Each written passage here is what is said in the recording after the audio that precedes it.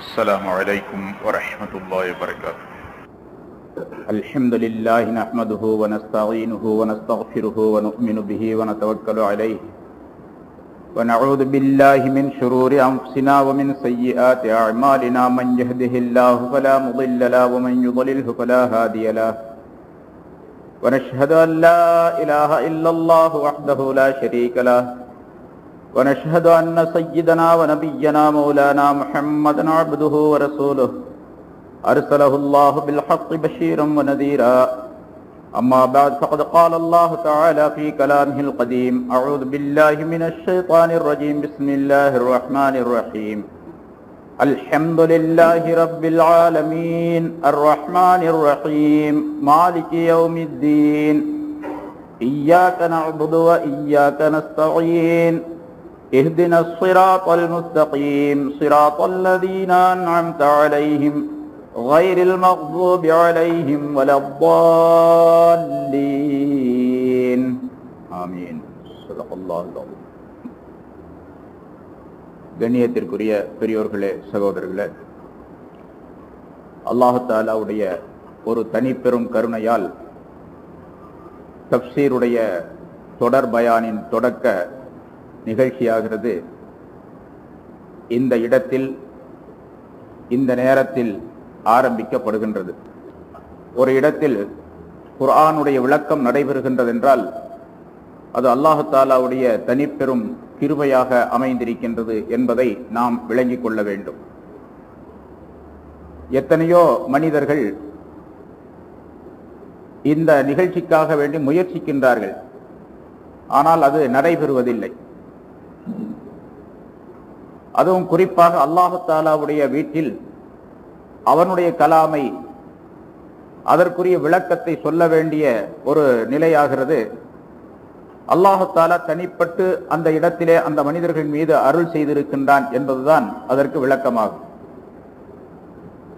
பல ஹதீசுகளின் மூலமாக ரசூலுல்லாஹி ஸல்லல்லாஹு அலைஹி வஸல்லம் அவர்கள் இந்த விளக்கத்தை நமக்கு சொல்லித் தருகின்றார்கள். ஒரு ஹதீஸிலே குறிப்பிடுகின்றார்கள், வமஜ்தமஅ கௌமுன் ஃபீ பைத்தின் மின் புயூத்தில்லாஹ், அல்லாஹ்வுடைய வீடுகளில் ஏதேனும் ஒரு வீட்டிலே ஒரு கூட்டத்தினர் ஒன்று கூடி யத்லூன கிதாபல்லாஹ் வ யததாரஸூனஹு பைனஹும், அல்லாஹ்வுடைய வேதத்தை ஓதி, வேத வசனங்களை ஓதி, அதில் இருக்கக்கூடிய விளக்கங்களை தங்களுக்கு மத்தியிலே சொல்லிக் கொள்ளுகின்றார்களே, அப்படிப்பட்ட ஒரு கூட்டத்தினர் எந்த இடத்தில் கூடினாலும், அல்லாஹ்வுடைய வீட்டிலே கூடினால், இல்லா நஸலத் அலைஹிமுஸ் ஸகீனா, அவர்கள் மீது சகீனத் என்று சொல்லப்படக்கூடிய அல்லாஹ்வினுடைய தனிப்பெரும் அருள், அமைதி நிலை நிச்சயமாக அந்த மனிதர்கள் மீது இறங்குகின்றது. வ வஷியத்துஹுமுர் ரஹ்மா, அங்கு இருக்கக்கூடிய மனிதர்கள் அனைவரையும் அல்லாஹ்வுடைய ரஹ்மத்தாகிறது பொதிந்து கொள்ளுகின்றது, மூடிக்கொள்ளுகின்றது. வ ஹஃபத்துஹுல் மலாயிகா, மலக்குகள் அவர்களை சுற்றி சூழ்ந்து கொள்ளுகின்றார்கள். வ தக்கரஹுமுல்லாஹு ஃபீமன் இன்தஹு, அல்லாஹ் தஆலா தன்னிடத்தில் இருக்கக்கூடிய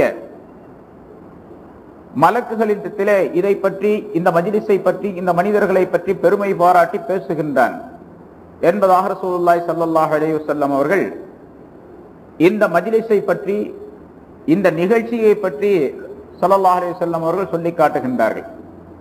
எனவே அப்படிப்பட்ட ஒரு உயர்தரமான நிகழ்ச்சியாக, உயர்தரமான இடமாக, மஜ்லிஸாக இந்த மஜ்லிஸ், இந்த இடம், இந்த நிகழ்ச்சி அமைந்திருக்கின்றது என்பதை நாம் முதலாவதாக கவனத்தில் கொள்ள வேண்டும். ஆனால் உலகத்தினுடைய நிலை, மனிதர்களுடைய நிலை என்னவென்றால், எங்கே அல்லாஹ் தஆலாவுடைய அருள் மாறி பொழிகின்றதோ அந்த இடத்திலே கூடியிருப்பது என்பது மிக குறைவான விஷயம்தான். இது நமக்கு தெரிந்த விஷயம். உலக நடைமுறையே அப்படித்தான். எங்கே ஷைத்தானுடைய நிகழ்ச்சிகள் அதிகமாக நடைபெறுகின்றன அங்கே மனிதர்கள் ஏராளமாக கூடுகின்ற காட்சியை நாம் பார்க்கின்றோம். எந்த இடத்திலே அல்லாஹ் தஆலாவுடைய லானத்துகள் இறங்குகின்றனவோ அந்த இடத்திலே மனிதர்கள் அதிகமாக கூடக்கூடிய காட்சியை நாம் பார்க்கின்றோம். மிக குறைவான கூட்டமாக, மக்களாக இந்த இடத்தில் இருந்தாலும் கூட இது தனிப்பெரும் அந்தஸ்தை பெறுகின்றது. ஒன்றே, இது அல்லாஹ்வுடைய வீடு, அல்லாஹ்வுடைய வீடு. இது யாருக்கும் சொந்தமான வீடு அல்ல, சொந்தமான இடம் அல்ல. எவரும் தனக்கு சொந்தமானது என்பதாக உரிமை கொண்டாட முடியாது. இந்த இடத்தை பற்றி, இந்த மஸ்ஜிதை பற்றி உலகத்திலேயே எந்த அரசாங்கத்திற்கும் கட்டுப்படாத ஒரு இடம் இருக்கின்றது என்று சொன்னால் அது மஸ்ஜிதுடைய இடங்கள் மட்டும்தான். இஸ்லாமிய அரசாங்கமாக சட்டமாக இருந்தால் ஷரியத்துடைய சட்டப்படி, இப்ப இது இஸ்லாமிய நாடு என்று வைத்துக் கொண்டால், இஸ்லாமிய ஆட்சி இந்த தமிழ்நாட்டிலே நடைபெறுகின்றது என்று சொன்னால், இங்க இருக்கக்கூடிய மஸ்ஜிதுகள் அனைத்தும், மஸ்ஜிதுடைய இடங்கள் அனைத்தும் அரசாங்கத்திற்கு சொந்தமானவை அல்ல. மற்ற இடங்கள் எல்லாம் அரசாங்கத்திற்கு சொந்தமானவை அல்லது தனிப்பட்ட மனிதர்களுக்கு சொந்தமானவையாக இருக்கலாம். மஸ்ஜிது மட்டும் இந்த அரசாங்கத்தினுடைய எல்லையை விட்டும் அப்பாற்பட்டது என்பது ஷரியத்தினுடைய சட்டமாகும். அப்படிப்பட்ட உயர்தரமான ஒரு இடத்திலே நாம் கூடியிருப்பது என்பது மிகப்பெரிய அல்லாஹ் தஆலாவுடைய அருளுக்குரிய விஷயமாகும். ரசூலுல்லாஹி ஸல்லல்லாஹு அலைஹி வஸல்லம் அவர்களிடத்தில் ஒரு யூதர் வந்து கேட்டார், யா ரசூலல்லாஹ், இடங்களில் மிக சிறந்தது எது என்பதாக, மிக சிறந்த இடம் எது என்பதாக.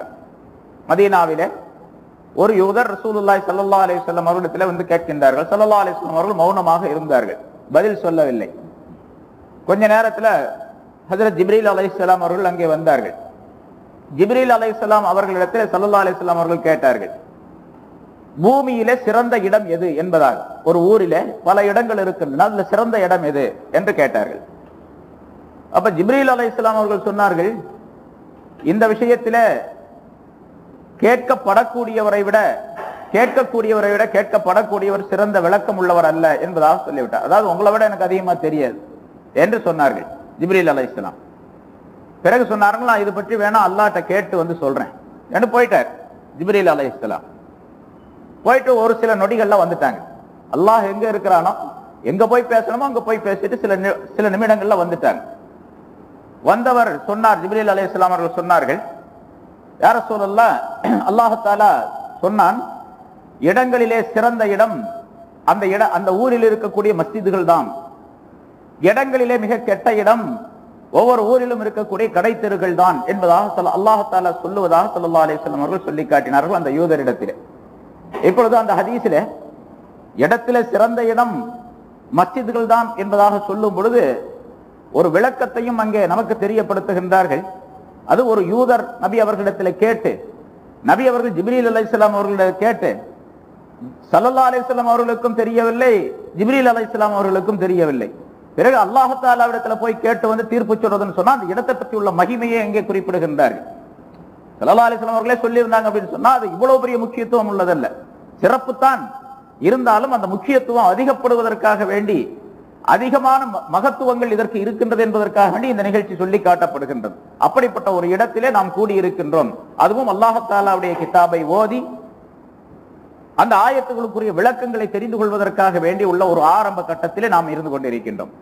அல்லாஹ் தஆலா சொல்லுகின்றான், இந்த உலகத்தில் இருக்கக்கூடிய மரங்களை எல்லாம் பேனாக்களாக செதுக்கி, இந்த கடல் தண்ணீரை எல்லாம் மையாக ஆக்கி, அந்த மையில அந்த பேனாக்களை தொட்டு தொட்டு எழுதினாலும் அல்லாஹ் தஆலாவுடைய கலிமாக்கள் முடியாது. மா நஃபிதத் கலிமாத்துல்லாஹ், அல்லாஹ்வுடைய கலிமாக்கள் எழுதி முடிக்க முடியாது, விளக்கங்கள் சொல்லி முடிக்க முடியாது என்பதால் அவ்வளவு பெரிய விளக்கங்கள் உள்ள இந்த குர்ஆனுக்கு 10 வருஷத்திலேயோ அல்லது 100 வருஷத்திலேயோ சொல்லிவிட முடியாது என்பது எல்லாத்துக்கும் தெரிஞ்ச விஷயம். அதனால சில விளக்கங்களை நாம் குர்ஆனை ஆரம்பிப்பதற்கு முன்னால் சில விளக்கங்களை தெரிந்து கொள்வோம். சூரத்துல் ஃபாத்திஹாவை நான் ஓதுறதுனால சூரத்துல் ஃபாத்திஹாவுக்கு விளக்கம் சொல்ல போறேன் அப்படின்னு நினைச்சுக்காதீங்க. சூரத்துல் ஃபாத்திஹாவுக்கு விளக்கம் சொல்றதுக்கு ஒரு 10-15 வாரம் ஆகும் இன்ஷா அல்லாஹ். அல்லாஹ் தஆலா நாடினா ஒரு 10-15 வாரத்துல சொல்லி முடிப்போம். இப்ப ஆரம்பமாக அல்லாஹ் தஆலாவுடைய வஹி, தன்னுடைய தெய்வீக அறிவிப்பின் மூலமாக ரசூலுல்லாஹி ஸல்லல்லாஹு அலைஹி வஸல்லம் அவருடைய கல்விலே போட்ட ஒரு ஞான கருவூலம் இந்த குர்ஆன். அல்லாஹ் தஆலா இந்த குர்ஆனை இந்த உலகத்திலே எந்த இடத்திலும் இறக்கி வைக்கவில்லை. மக்காவிலேயோ மதீனாவிலேயோ குர்ஆனை இறக்கி வைக்கல, அல்லது ஹிரா குகையில் குர்ஆனை இறக்கி வைக்கல. குர்ஆனை இறக்கி வைத்த இடம் எது என்று சொன்னால் இந்த உலகத்தை விட மிகப்பெரிய, இந்த பூமியை விட மிகப்பெரிய, இந்த வானத்தை விட மிக விசாலமான, அர்ஷை விட மிக விசாலமான ஒரு கல்விலே அல்லாஹ் தஆலா இறக்கி வைத்தான். அது ரசூலுல்லாஹி ஸல்லல்லாஹு அலைஹி வஸல்லம் கல்ப். பூமியில இறக்கி வைக்கல, எந்த இடத்திலும் இறக்கி வைக்க கிடையாது. ஸல்லல்லாஹு அலைஹி வஸல்லம் கல்பின் மீது இறக்கி வைத்தான். அந்த கல்வி எப்படிப்பட்டது? இந்த வானம் பூமியை விட மிக விசாலமானது அந்த கல்வி. அதனால்தான் கல்புல் மூமினி குலூபுல் மூமினி அர்ஷுல்லாஹ், கல்பு மூமினுடைய கல்புகள், மூமினான மனிதர்களுடைய கல்புகள் அல்லாஹ் தஆலாவுடைய அர்ஷ் என்பதாக ஒரு ஹதீஸில் சொல்லப்பட்டு இருக்கின்றது. அப்படிப்பட்ட மிகப்பெரிய மிக அற்புதமான ஒரு இடத்திலே, ஒரு கல்விலே ஒரு ஞான கருவூலத்திலே அல்லாஹ்தாலா இறக்கி வைத்த வேதத்தை நான் தெரிந்து கொள்வதற்காக முன்னோடியாக சில விஷயங்களை தெரிந்து கொள்ள வேண்டும். அல்லாஹ்தாலா இந்த உலகத்திலே மனிதனை படைத்தது. மனிதன் ரொம்ப அற்புதமான மனிதன். பின்னால் அதை பத்தி நிறைய சொல்லுவோம், நிறைய இருக்குது விஷயங்கள், விளக்கங்கள், ஆயத்துகள். அல்லாஹ்தாலா இந்த உலகத்திலே மனிதனை படைத்தது சோதனைக்காக வேண்டி என்று அல்லாஹ் குர்ஆனிலே சொல்லுகிறான். ஐயுக்கும் அஹ்ஸனு அமலா, உங்களில் யார் நல்ல அமல் செய்யக்கூடியவர்கள் என்பதை சோதிப்பதற்காக வேண்டி என்பதாக அல்லாஹ்தாலா சொல்லுகின்றான். அப்படி சோதனைக்காக வேண்டி, சோதிப்பதற்காக வேண்டி படைத்த அல்லாஹ்தாலா இந்த மனிதர்கள் மீது சில கடமைகளை கடமையாக்கினான். இன்னென்னதை செய்ய வேண்டும், இன்னென்ன விஷயங்களை செய்யக்கூடாது என்பதாக கடமையாக்கினான். எனவே அந்த கடமைகளை முற்றிலுமாக மனிதன் செய்ய வேண்டியது கட்டாய கடமையாகும். அப்படி செய்தால்தான் இவன் மனிதனாக இருக்க முடியும். மனிதன் எதற்காக வேண்டி இந்த உலகத்திலே தோற்றுவிக்கப்பட்டானோ, படைக்கப்பட்டானோ, அந்த நோக்கத்தை முழுமையாக நிறைவேற்ற முடியும். இந்த உலகத்தில் நாம் வாழக்கூடிய நேரத்தில், மனிதர்கள் வாழக்கூடிய நேரத்தில் 2 விதமான அமல்கள் தேவை கட்டாயமாக. ஒன்று, இந்த உலகத்தினுடைய பொருள்களில் இருந்து பலன்களை பெற்றுக் கொள்வது. அல் இஸ்திஃபாதத்து மின் அஷ்யாஇ துன்யா, உலக பொருள்களில் இருந்து பலன்களை பெற்றுக் கொள்வது. உலகத்தில் பல பொருள்களை அல்லாஹ் தஆலா நமக்காக படைத்திருக்கின்றான். அல்லாஹ் குர்ஆனிலே சொல்லி காட்டுகின்றான், இந்த பூமியில் உள்ள எல்லாவற்றையும்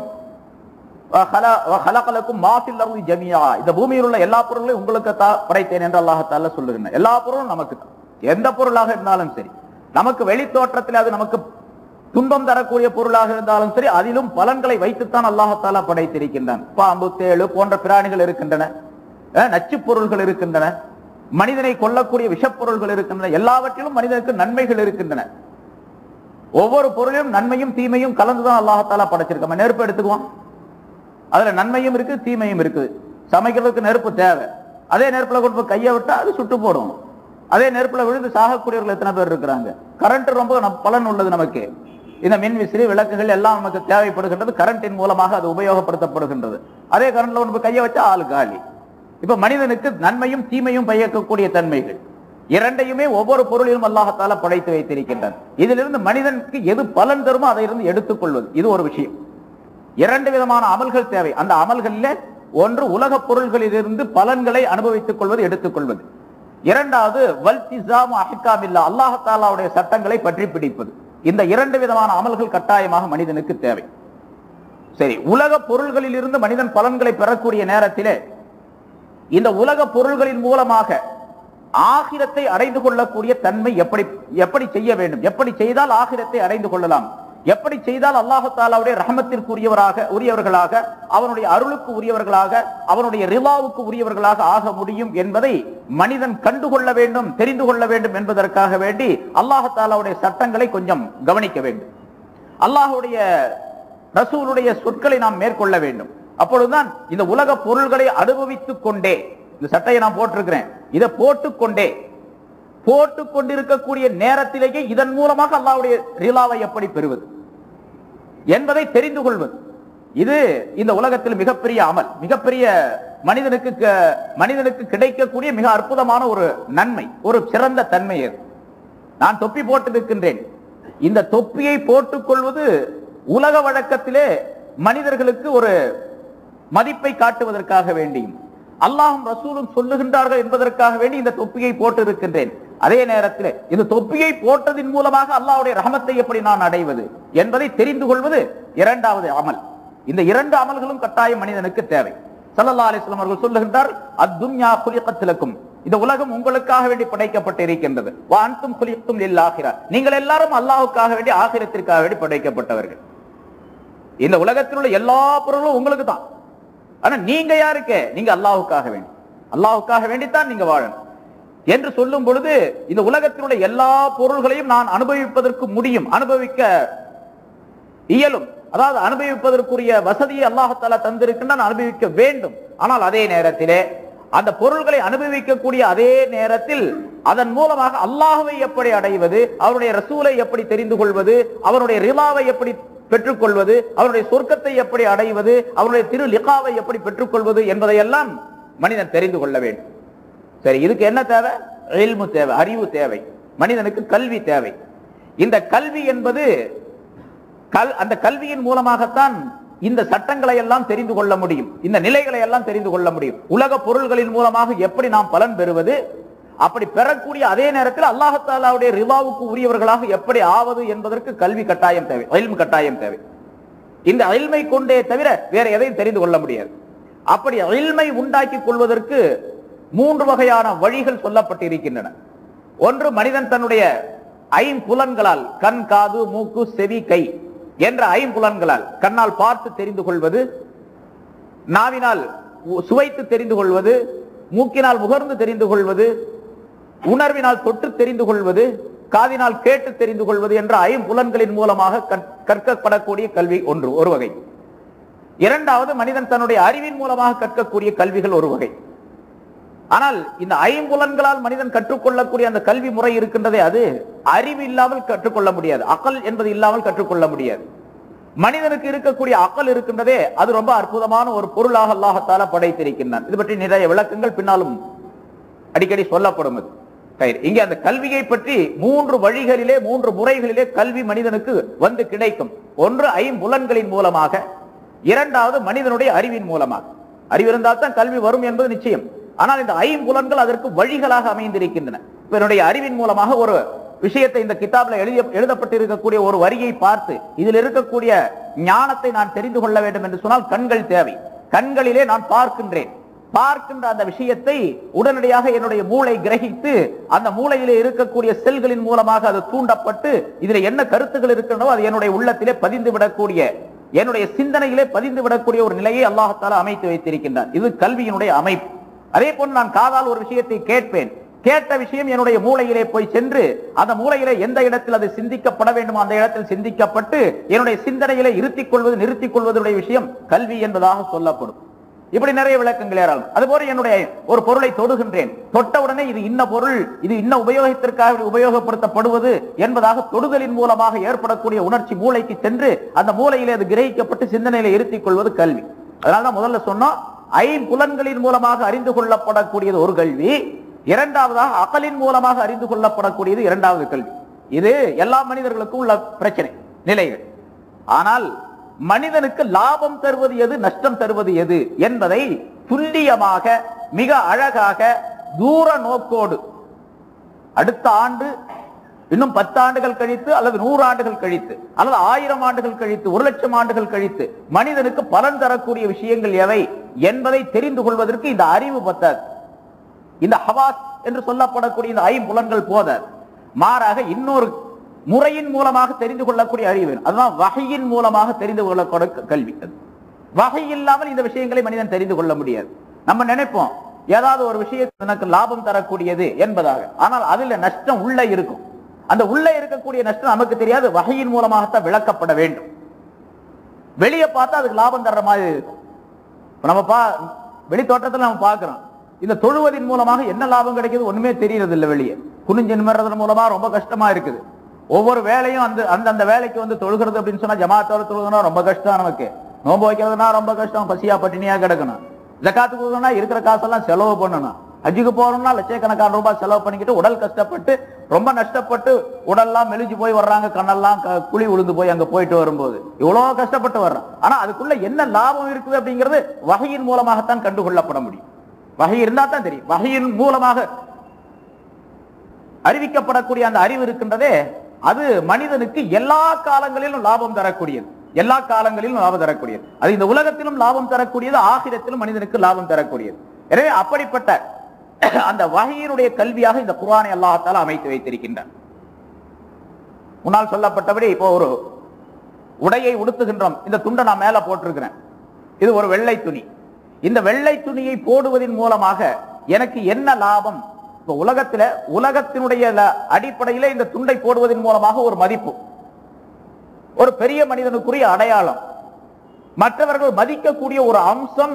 இப்படி அழகான உடைகளை, நிரப்பமான உடைகளை அணிந்திருப்பது அடுத்தவருடைய மரியாதைக்கு காரணமாக ஆகின்றது. நான் தொப்பி போடாம இங்க உட்கார்ந்துருக்கேன்னு வச்சுங்க, இந்த துண்டும் போடலன்னு வச்சுங்க, உங்களுடைய கண்கள்ல என்ன பார்த்தா சின்ன ஆளா தோற்றமளிக்கும். நான் இந்த ஜுப்பா போடல, சாதாரணமாக ஒரு ஸ்லாக் சட்டை போட்டுக்கிட்டு வந்து உட்கார்ந்தேன். அப்படி பார்க்கும்போது உங்களை பார்க்கும்போது என்னை பற்றி உள்ள வக்கார் உங்களுடைய மனதில் ஏற்படாது, என்னை பற்றி உள்ள ஒரு மதிப்பு மரியாதையும் ஏற்படாது. இப்ப இந்த மதிப்பு மரியாதையும் உங்களிடத்தில் ஏற்படுவதற்காக வேண்டி இந்த சட்டை, தொப்பி, இந்த மாதிரி துண்டு, கைலி, இப்படிப்பட்ட அம்சத்துல வந்து உட்கார்ந்து இருக்கிறேன் என்பது அவர் மட்டும் நினைச்சு நான் இதை போடக்கூடாது. சரி, இந்த இப்படி போடுவதன் மூலமாக, இப்படி ஒரு ஜுப்பா, இப்படி ஒரு துண்டு தொப்பி, இந்த அம்சங்கள், இந்த நிரப்பமான தாடி, இப்படியோ இந்த அம்சத்தோடு நான் உட்கார்ந்து இருப்பதன் மூலமாக அல்லாஹ்விடத்தில் எனக்கு என்ன லாபம் கிடைக்கும் என்பதை என்னுடைய அறிவின் மூலமாக நான் தெரிந்து கொள்ள முடியாது, வஹையின் மூலமாகத்தான் தெரிந்து கொள்ள முடியும். வஹையுடைய அறிவு அதுக்கு வேணும் கட்டாயமா. வஹை இல்லாமல் ஆகிரத்திலே அல்லாஹ்விடத்திலே நன்மைகளை பெறக்கூடிய தன்மைகளை எந்த மனிதரும் எதன் மூலமாகவும் தெரிந்து கொள்ள முடியாது. ஆக அப்படிப்பட்ட ஒரு அற்புதமான தன்மையை இந்த வஹையுடைய அறிவின் மூலமாக அல்லாஹ் தஆலா வைத்திருக்கின்றார். அல்லாஹ்வுடைய திருப்தி, அல்லாஹ்வுடைய ரஹமத்து எதன் மூலமாக உண்டாகுமோ அது வஹையை கொண்டுதான் தெரிந்து கொள்ள முடியும். சரி, இப்படி இந்த வஹையை கொண்டு தெரிந்து கொள்ள முடியும் என்பதை நாம் உணர்வதற்கு, வஹையை கொண்டுதான் அல்லாஹ்வுடைய திருப்தி, அல்லாஹ்வுடைய ரஹமத்தை பெற்றுக்கொள்ள முடியும் என்ற அறிவு வர்றதுக்கு என்ன வேணும் தெரியுங்களா? இது போய் ஒரு காபிரான மனிதன் சொல்லி பாருங்க, அப்பா வஹையுடைய அறிவின் மூலமாக தான் உனக்கு ரஹமத்து கிடைக்கும் அப்படின்னு சொன்னா அது என்னங்க அப்படின்னு கேட்பான் அவன். அப்போ வஹை என்பது, வஹையின் மூலமாகத்தான் இது கிடைக்கும் என்று தெரிந்து கொள்வதற்கு என்ன வேணும்னா ஈமான் வேணும் அதுக்கு முன்னால. அதனால முத ஈமான் ஷர்த்தாக ஆக்கப்பட்டு இருக்கின்றது. ஈமான் இல்லாமல் வஹையுடைய அறிவு இப்படித்தான் அப்படின்னு தெரிஞ்சு கொள்ள முடியாது. அதனாலதான் முதல்ல ஈமான் கொள்ளுங்க. ஸல்லல்லாஹு அலைஹி வஸல்லம் எடுத்த உடனே, அவங்களுக்கு நுபுவத்து கிடைத்த உடனே முதலாக சொல்லி தந்த, மக்களுக்கு சொல்லிக் கொண்டிருந்த ஒரே ஒரு விஷயம் இதுதான், கூலு லா இலாஹ இல்லல்லாஹ். மனிதர்களே, யா அய்யுஹன்னாஸ் கூலு லா இலாஹ இல்லல்லாஹ், மனிதர்களே நீங்கள் லா இலாஹ இல்லல்லாஹ்னு சொல்லுங்க, துஃப்லிஹூ, நீங்கள் வெற்றி பெறுவீர்கள் என்று சொல்லிக் கொண்டே திரிந்தார்கள் 13 வருஷம்.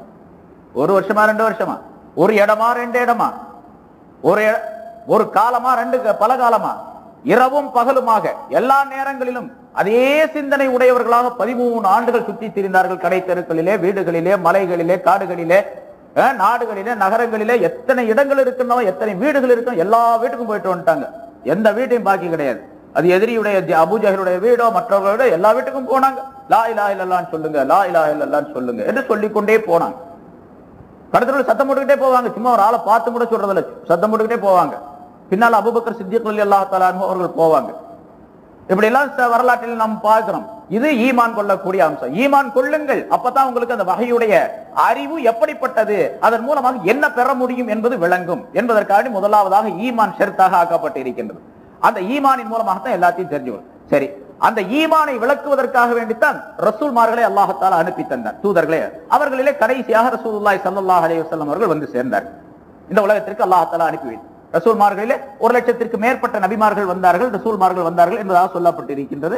அவர்களிலே கடைசியாக ரசூலுல்லாஹி ஸல்லல்லாஹு அலைஹி வஸல்லம் அவர்களை அல்லாஹ் தஆலா அனுப்பி வைத்து இந்த ஈமானை மனித சமுதாயத்திற்கு உலகம் உள்ளளவுக்கும் கியாமத் நாள் வரைக்கும் கற்றுத்தந்து விட்டார்கள். அப்படி கற்றுத்தந்ததின் மூலமாக மனிதன் வீணாக படைக்கப்பட்டவன் அல்ல என்ற ஒரு உண்மையான நோக்கத்தையும் மனிதர்களுக்கு அல்லாஹ் தஆலா ஸல்லல்லாஹு அலைஹி வஸல்லம் அவர்கள் மூலமாக விளக்கி தந்தான். அல்லாஹ் குர்ஆனிலே அதனை சொல்லி காட்டுகின்றான். இப்ப ஈமான் இருந்தா தான் வஹையுடைய அந்த கல்வியை, குர்ஆனை நம்ப முடியும். அந்த குர்ஆன்ல அல்லாஹ் தஆலா சொல்லுகின்றான், நாம் உங்களை வீணாக படைத்தோம் என்று விளங்கிக் கொண்டீர்களா, எண்ணிக்கொண்டீர்களா, அபஹசிப்தும் அன்னமா ஹலக்னாக்கும் அபஸா என்று அல்லாஹ் தஆலா கேட்கின்றான். உங்களை வீணாக படைத்தோம் என்று நீங்கள் நினைத்துக் கொண்டிருக்கின்றீர்களா அப்படின்னு கேட்கிறான். அதே மாதிரி இந்த உலகத்தில் உள்ள எந்த பொருளையும் வீணா படைச்சோம் நினைக்கிறீங்களா என்று அல்லாஹ் தஆலா கேட்கின்றான் மற்றொரு இடத்தில். ஆக உலகத்திலே மனிதனையும் வீணாக படைக்கவில்லை, இந்த உலகத்தில் உள்ள எந்த பொருளையும் வீணாக படைக்கவில்லை. நம்ம நினைக்கிறோம், விஞ்ஞானிகள் கூட சொல்றாங்க இதெல்லாம் ஏன் உண்டாக்கணும் அப்படிங்கிறது தெரியல அப்படிங்கிறோம். இந்த வானத்துக்கு அப்பால, இந்த மேல மனிதனுக்கு மேலே இருக்கக்கூடிய வான வெளியிலே இருக்கக்கூடிய கோடான கோடி கோளங்கள், அதில் இருக்கக்கூடிய அற்புதமான நிகழ்ச்சிகள், ஒவ்வொரு நாளும் கண்டுபிடிக்கப்படக்கூடிய அந்த வானத்தில் இருக்கக்கூடிய பொருள்களின் மூலமாக மனிதனுடைய அறிவு மயங்கி விடுகின்றது, விஞ்ஞானிகளுடைய அறிவு தடுமாறி விடுகின்றது. அப்படிப்பட்ட அற்புதமான பொருள்களை அல்லாஹ் தஆலா உண்டாக்கி வச்சிருக்கான். சூரியனை சுற்றி இருக்கக்கூடிய 9 கோளங்கள் சொல்லப்பட்ட வந்தன, புளூட்டோ வரைக்கும், நெப்டியூன் புளூட்டோ வரைக்கும் 9 கோளங்கள். அதற்கு பின்னாலே இப்ப போன வருஷம் 2 கிரகங்களை கண்டுபிடிச்சிருக்கிறான், 2 கோளங்கள் கண்டுபிடிச்சிருக்கிறான். அந்த 2 கோளங்கள் சுற்றி வரக்கூடிய அமைப்பே ரொம்ப அற்புதமாக இருக்கிறது, ஆச்சரியமாக இருக்குது அப்படின்னு சொன்ன. சரி, இவ்வளவு பெரிய இதை அவன் சொல்றான், இப்படி இவ்வளவு பெரிய ஒரு வானுலகத்தை, இந்த அண்ட வெளியை இயற்கை ஏன் படைத்தது என்று தெரியவில்லை அப்படிங்கிறான். அல்லாஹ் ஏன் படைச்சான், கடவுள் ஏன் படைச்சான்னு தெரியவில்லை அப்படின்னு சொல்லல, இயற்கை ஏன் படைத்தது, ஏன் உண்டாக்கியது என்று தெரியவில்லை அப்படிங்கிறான். அவனுடைய நம்பிக்கை ஈமான் இல்லாததன் காரணமாக இது இயற்கையாக உண்டாக்கப்பட்டது என்பதாக நம்புகின்றான். இந்த வான்வெளியிலே இருக்கக்கூடிய இந்த அண்ட சராசரங்கள் அனைத்துமே வீணாக படைக்கப்படவே இல்லை என்று அல்லாஹ் தஆலா குர்ஆனிலே சொல்லி காட்டுகிறான். இதை நம்புவதற்கு நமக்கு ஈமான் கட்டாயமாக தேவை. சரி, இந்த ஈமானுடைய அடிப்படையில் தான் நாம் வஹையை நம்ப வேண்டியது இருக்கின்றது. இப்பொழுது குர்ஆன் என்பது வஹி, வஹியினுடைய ஒரு தொகுப்பு தான் குர்ஆன். குர்ஆன்ல இருக்கக்கூடிய ஒவ்வொரு எழுத்தும் வஹியின் மூலமாக ரசூலுல்லாஹி ஸல்லல்லாஹு அலைஹி வஸல்லம் அவருடைய கல்விலே ஹஜ்ரத் ஜிப்ரீல் அலைஹிஸ்ஸலாம் அவர்கள் மூலமாக இறக்கி வைக்கப்பட்டது. இந்த வஹி எப்படிப்பட்டது, வஹி என்றால் என்ன என்பதை பற்றி ஸல்லல்லாஹு அலைஹி வஸல்லம் அவர்களிடத்திலேயே கேட்கின்றார்கள். ஹாரிஸ் இப்னு ஹிஷாம் ரலியல்லாஹு தஆலா அன்ஹு என்ற ஒரு சஹாபி ஸல்லல்லாஹு அலைஹி வஸல்லம் அவர்களிடத்திலே கேட்டார், யா ரசூலல்லாஹ் உங்களுக்கு எப்படி வஹி வருது அப்படின்னு கேட்டார். கைஃப யஅதீகல் வஹி, வஹி உங்களிடத்தில் எப்படி வருகின்றது? ஸல்லல்லாஹு அலைஹி வஸல்லம் அவர்கள் சொன்னார்கள், சில நேரங்களிலே என்னிடத்தில் மணி ஓசையை போன்று உள்ள ஒரு ஓசை கேட்கும், ஒரு சப்தம் கேட்கும். அது எனக்கு ரொம்ப கடுமையான நிலையை உண்டு பண்ணும். அந்த நேரத்திலே என்னுடைய உடலில் இருந்து வியர்வை கொட்டும். அந்த மணி ஓசை கேட்ட பின்னாரே ஒரு மலக்கானவர் எனக்கு சில விஷயங்களை அறிவிப்பார். நான் அந்த மலக்கிடத்திலிருந்து அந்த விஷயங்களை பாடமிட்டுக் கொள்ளுவேன் என்பதாக சொல்லுகிறேன். இப்படி சில நேரங்களிலே வரும். வஹி என்பது ஒரே மாதிரியாக இப்ப நான் சொல்றேன் சில விஷயங்களை நீங்க காதால கேட்கறீங்க, இந்த அமைப்பிலே இல்லை. ஹஜ்ரத் உமர் ரலியல்லாஹு தஆலா அன்ஹு அவர்கள் சொல்லுகின்றார்கள், சில நேரங்களில் ஸல்லல்லாஹு அலைஹி வஸல்லம் அவர்களுக்கு திடீரென்று வஹி வந்துவிடும். அப்படியே உட்கார்ந்துருவாங்க. உட்கார்ந்தாங்கன்னா எதுவுமே அவங்களுக்கு தெரியாது, அவங்க உடல்லாம் வேத்து கொட்டும். கடுமையான பனி காலத்திலும் கூட அவர்களுக்கு வியர்வை, அவர்களுடைய சட்டைகள் எல்லாம் ஜுப்பாவெல்லாம் நனைந்து விடும் என்று ஹஜ்ரத் ஆயிஷா ரலியல்லாஹு தஆலா அன்ஹா அவர்கள் சொல்லுகின்றார்கள். வஹி என்பது ஒரு வானம் ஏற்றுக்கொள்ளாத ஒரு பொருள், மலைகள் ஏற்றுக்கொள்ள முடியாத பலுவான ஒரு பொருள். அதனுடைய பலு, அதனுடைய கணம், அதனுடைய வெயிட் இருக்கின்றதே, அது நபிமார்கள் மட்டுமே தாங்கிக் கொள்ள முடியும். நபிமார்களை தவிர வேறு மனிதர்களும் கூட அதை தாங்க முடியாது. அப்படிப்பட்ட கனமான ஒரு பொருள் அது, உண்மையிலேயே கனமான பொருள். அந்த கணம் என்பது மனிதனுடைய கண்களுக்கோ உணர்வுகளுக்கோ தெரியாத ஒரு அமைப்பு. இப்போ உமர் ரலியல்லாஹு தஆலா அன்ஹு அவர்கள் சொல்லுகின்றார்கள், ஸல்லல்லாஹு அலைஹி வஸல்லம் அவர்களுக்கு சில நேரங்களிலே வஹி வரக்கூடிய நேரத்தில் அப்படியே உட்கார்ந்து விடுவார்கள். வியர்வை கொட்டிக் கொண்டிருக்கும். எங்களுக்கு ஒண்ணுமே தெரியாது, மலக்கு இருக்கிறாங்களா, வந்தாங்களா, போலாங்களா, மற்றவர்களுக்கு யாருக்கும் தெரியாது. ஆனா எங்களுக்கு என்ன தெரியும் கேட்டா, இந்த தேனீக்கள் ரீங்காரம் இடுவது போன்ற ஒரு ஓசை எங்களுடைய காதுகளுக்கு கேட்கும். நான் கேட்டிருக்கிறேன் அப்படிங்கிறார் உமர் ரலியல்லாஹு தஆலா. தேனி அப்படியே வைன்னு சத்தம் போடுமா, அந்த மாதிரி ஒரு சத்தம் கேட்கும் ஸல்லல்லாஹு அலைஹி வஸல்லம் அவர்களுக்கு பக்கத்துல. அதை வச்சு நாங்க விளங்கிக்குவோம், ஸல்லல்லாஹு அலைஹி வஸல்லம் அவர்களுக்கு வஹி வந்து கொண்டு இருக்கின்றது, வஹி அறிவிக்கப்பட்டு கொண்டு இருக்கின்றது என்று விளங்கிக் கொள்வோம். இந்த வைன் லேசான சவுண்ட் இருக்குது பாருங்க, இப்ப அது கண்டுபிடிச்சுட்டான். இப்ப அந்த அணுக்களை, கிருமிகளை, பாக்டீரியா என்று சொல்லப்படக்கூடிய கிருமிகளை பிளப்பதற்காக, இப்ப நீங்க இந்த காலேஜ்ல இதுல யூனிவர்சிட்டியில, அண்ணா யூனிவர்சிட்டி எல்லாம் போய் பாத்தீங்கன்னு சொன்னா, அங்க லேப்ல, ஆராய்ச்சி கூடங்கள்ல இந்த அணுவை பிளந்து, அதாவது பாக்டீரியாக்களை பிளந்து, அந்த பாக்டீரியா நன்மை செய்யக்கூடிய பூச்சியா அல்லது தீமை செய்யக்கூடிய பூச்சியா, மனிதனுக்கு நோயை உண்டாக்கக்கூடிய பூச்சியா அல்லது நோய்க்கு மருந்தை தரக்கூடிய பூச்சியா. இப்ப அலோபதி மருந்துகள்லாம் எதுல இருந்து கண்டுபிடிக்க எடுக்கிறாங்க அப்படின்னு கேட்டா, அந்த நோய், அந்த கிருமிகள் இருந்து தான் எடுக்கிறாங்க. அந்த நோயை உண்டாக்குவதும் அந்த கிருமி தான், அது வேறொரு வகையான கிருமி, வேறொரு வகையான பாக்டீரியா. நோய்க்கு மருந்தை தருவதும் அதே பாக்டீரியா தான், ஆனால் வேறொரு வகையான பாக்டீரியா. இந்த பாக்டீரியா என்பது எவ்வளவு பெருசு அப்படின்னு கேட்டா, 1,00,000 மடங்கு அதிகமாக பெருசாக்கணும். அந்த ஒரு பாக்டீரியாவை, ஒரு அணுவுல இருக்கக்கூடிய ஒரு பாக்டீரியாவை 1,00,000 மடங்கு அதிகமாக பெருசாக்கனா, ஒரு சின்ன லேசான ஒரு சின்ன புள்ளி வச்சா எவ்வளவு பெருசு இருக்குமோ அவ்வளவுதான் இருக்குமா. அதாவது ஒரு கொசுவினுடைய கண்களை போன்ற அளவுக்கு இருக்கும், 1,00,000 மடங்கு அதிகமாக பெருசாக்கணும் அத. அப்போ 1,00,000 மடங்கு கம்மியா இருந்தா எவ்வளவு பெருசு இருக்காது. அந்த 1,00,000 மடங்குக்கு சின்னதாக உள்ள அந்த பாக்டீரியா, அந்த கிருமியை அதை ரெண்டா புழக்கிறாங்க. இப்ப ஆராய்ச்சி கூடத்துல இப்போ நம்ம போனா பார்க்கலாம், அதை புழக்கிறாங்க. அதை பிளப்பதற்கு கோடாலி, கத்தியில உபயோகப்படுத்த முடியாது. ஏன்னா எந்த கத்தியில அதை போய் அறுக்கிறது. அதுக்காக வேண்டி அதை பிளப்பதற்கு ஒரு சவுண்ட் ஒண்ணு இருக்குது, அதுக்கு பேர் அல்ட்ரா சவுண்ட் என்பதாக சொல்லப்படும். இப்ப அந்த சவுண்ட் எப்படி இருக்கும் அப்படின்னு சொன்னா, அன்னைக்கு அந்த ஆராய்ச்சி அவர் ஆய்வு செய்யக்கூடிய ஒரு நண்பர் இடத்துல நான் கேட்டேன், ஒரு சகோதரர் இடத்துல. அவர் சொன்னாரு, தேனி ரீங்காரம் இடுவதை போன்று இருக்கும் சவுண்டு. ஏங்க அந்த சவுண்டு ரொம்ப பலமான சவுண்டா அல்லது லேசான சவுண்டானு? அதனுடைய அழுத்தம் ரொம்ப வேகமானது. அவர் சொல்றாரு, அழுத்தம் ரொம்ப வேகமானது. எவ்வளவுன்னு கேட்டா, ஒரு விரல்ல ஒரு இடத்துல நம்ம வச்சு அழுத்துறோம் வச்சுங்க, இந்த மாதிரி 1,00,000 மடங்கு அதிகமான அழுத்தத்தை கொண்டது அந்த அல்ட்ரா சவுண்டுடைய வேக அழுத்தம். சரி, அவ்வளவு பெரிய அழுத்தம் உள்ள அந்த சவுண்ட் ரொம்ப சத்தம் போடுங்க அப்படின்னு கேட்டா, இல்ல சத்தமே கேட்காது, சும்மா லேசா கீன்னு ஒரு லேசான சத்தம் இருக்கும், அவ்வளவுதானே தவிர வேற எந்த சத்தமும் கேட்காது. 1,00,000 மடங்கு அதிகமான அழுத்தத்தை கொண்ட, ஒரு விரலினால் அழுத்தினால் எவ்வளவு அழுத்தம் விழுகின்றதோ அது போன்று 1,00,000 மடங்கு அதிகமான அழுத்தத்தை கொண்ட ஒரு சவுண்டு சும்மா லேசான ரீங்காரத்தை போல இருக்குது. நான் அதிலிருந்து விளங்கினேன், ஸல்லல்லாஹு அலைஹி வஸல்லம் அவர்களுக்கு ஹஜ்ரத் உமர் ரலியல்லாஹு தஆலா அன்ஹு சொல்லுகின்றார்கள், இங்க ஸல்லல்லாஹு அலைஹி வஸல்லத்துக்கு வஹி வரக்கூடிய நேரத்துல தேனீக்களுடைய ரீங்காரம் போடு ஒரு சத்தம் கேட்கும், லேசா எங்களுக்கு காசு கொடுத்து கேட்டா லேசா கேட்கும் அப்படிங்கிற. இப்ப அந்த சவுண்ட் லேசா கேட்குதே தவிர அதனுடைய அழுத்தம் எவ்வளவு பெருசு அப்படின்னு சொன்னா, அதாவது ஆயிஷா ரலியல்லாஹு தஆலா அன்ஹா அவர்கள் சொல்லுகின்றார்கள், அந்த அழுத்தத்தை பற்றி ஸல்லல்லாஹு அலைஹி வஸல்லம் அவர்களுக்கு கடுமையான பனிகாலத்திலும் கூட வேர்த்து கொட்டி விடும் என்பதால் அவ்வளவு அழுத்தமானது. ஆக வகை என்பது சாதாரணமான ஒரு விஷயம் அல்ல. ஏதோ வகை வருது கேட்டுக்கிறாங்க சொல்றாங்க அப்படிங்கறது அல்ல. நான் சொல்ற மாதிரி நீங்க கேட்ட அடுத்தவங்களுக்கு சொல்றீங்களா அது மாதிரி அல்ல. வகை என்பது அல்லாஹ்விடத்திலிருந்து வரக்கூடிய அந்த வகை. ஏனென்றால் அது கலாமுல்லா, அல்லாஹ்வுடைய கலாம். அல்லாஹ்வுடைய கலாம் என்பது இந்த உலகத்தில் எந்த பொருளுக்கும் இல்லாத வெயிட் உள்ளது.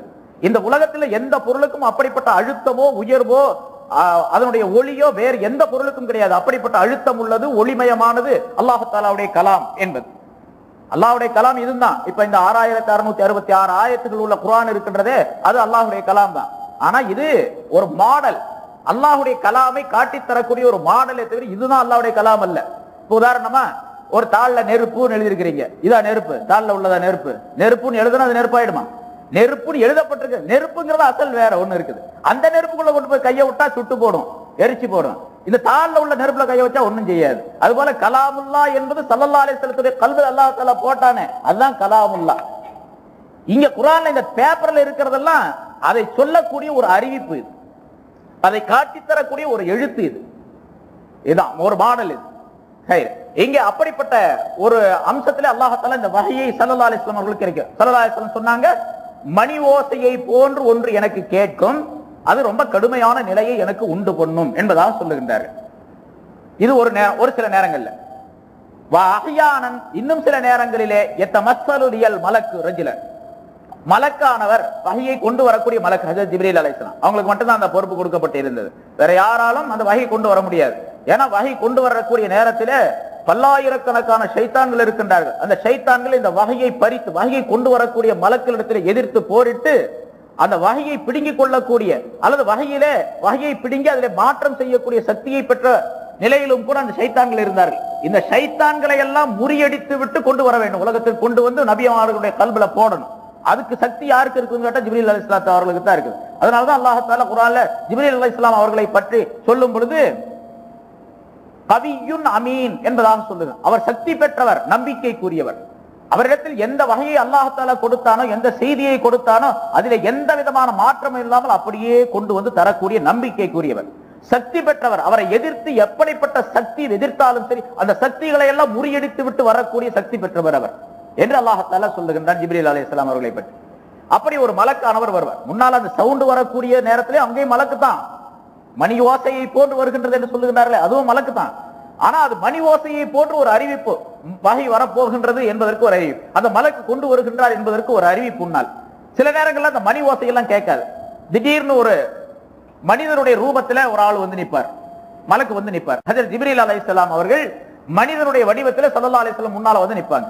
பெரும்பாலும் சஹாபாக்களிலே திஹ்யத்துல் கல்பி என்று ஒரு சஹாபி இருந்தார். அவர் நல்ல அழகான வடிவம் உள்ளவர், சூரத்து உள்ளவர், அழகான மனிதர்.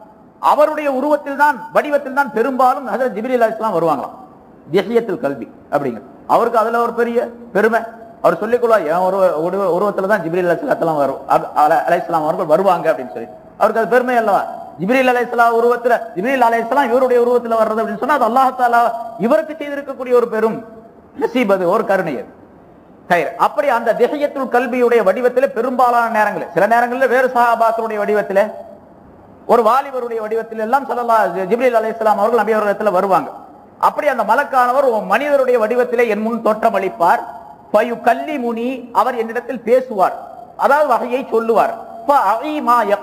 அவர் எதை சொல்லுகின்றார் அதை அப்படியே நான் மனசில் பதிய வைத்துக் கொள்வேன் என்பதாக சொல்லுகின்றார்கள். இது இந்த இரண்டு நிலைகள் அதிகமாக இருக்கும். மணி ஓசையை போன்று வருவது ஒன்று, மலக்கு மனிதனுடைய வடிவத்திலே வந்து அந்த செய்தியை சொல்லுவது ஒன்று.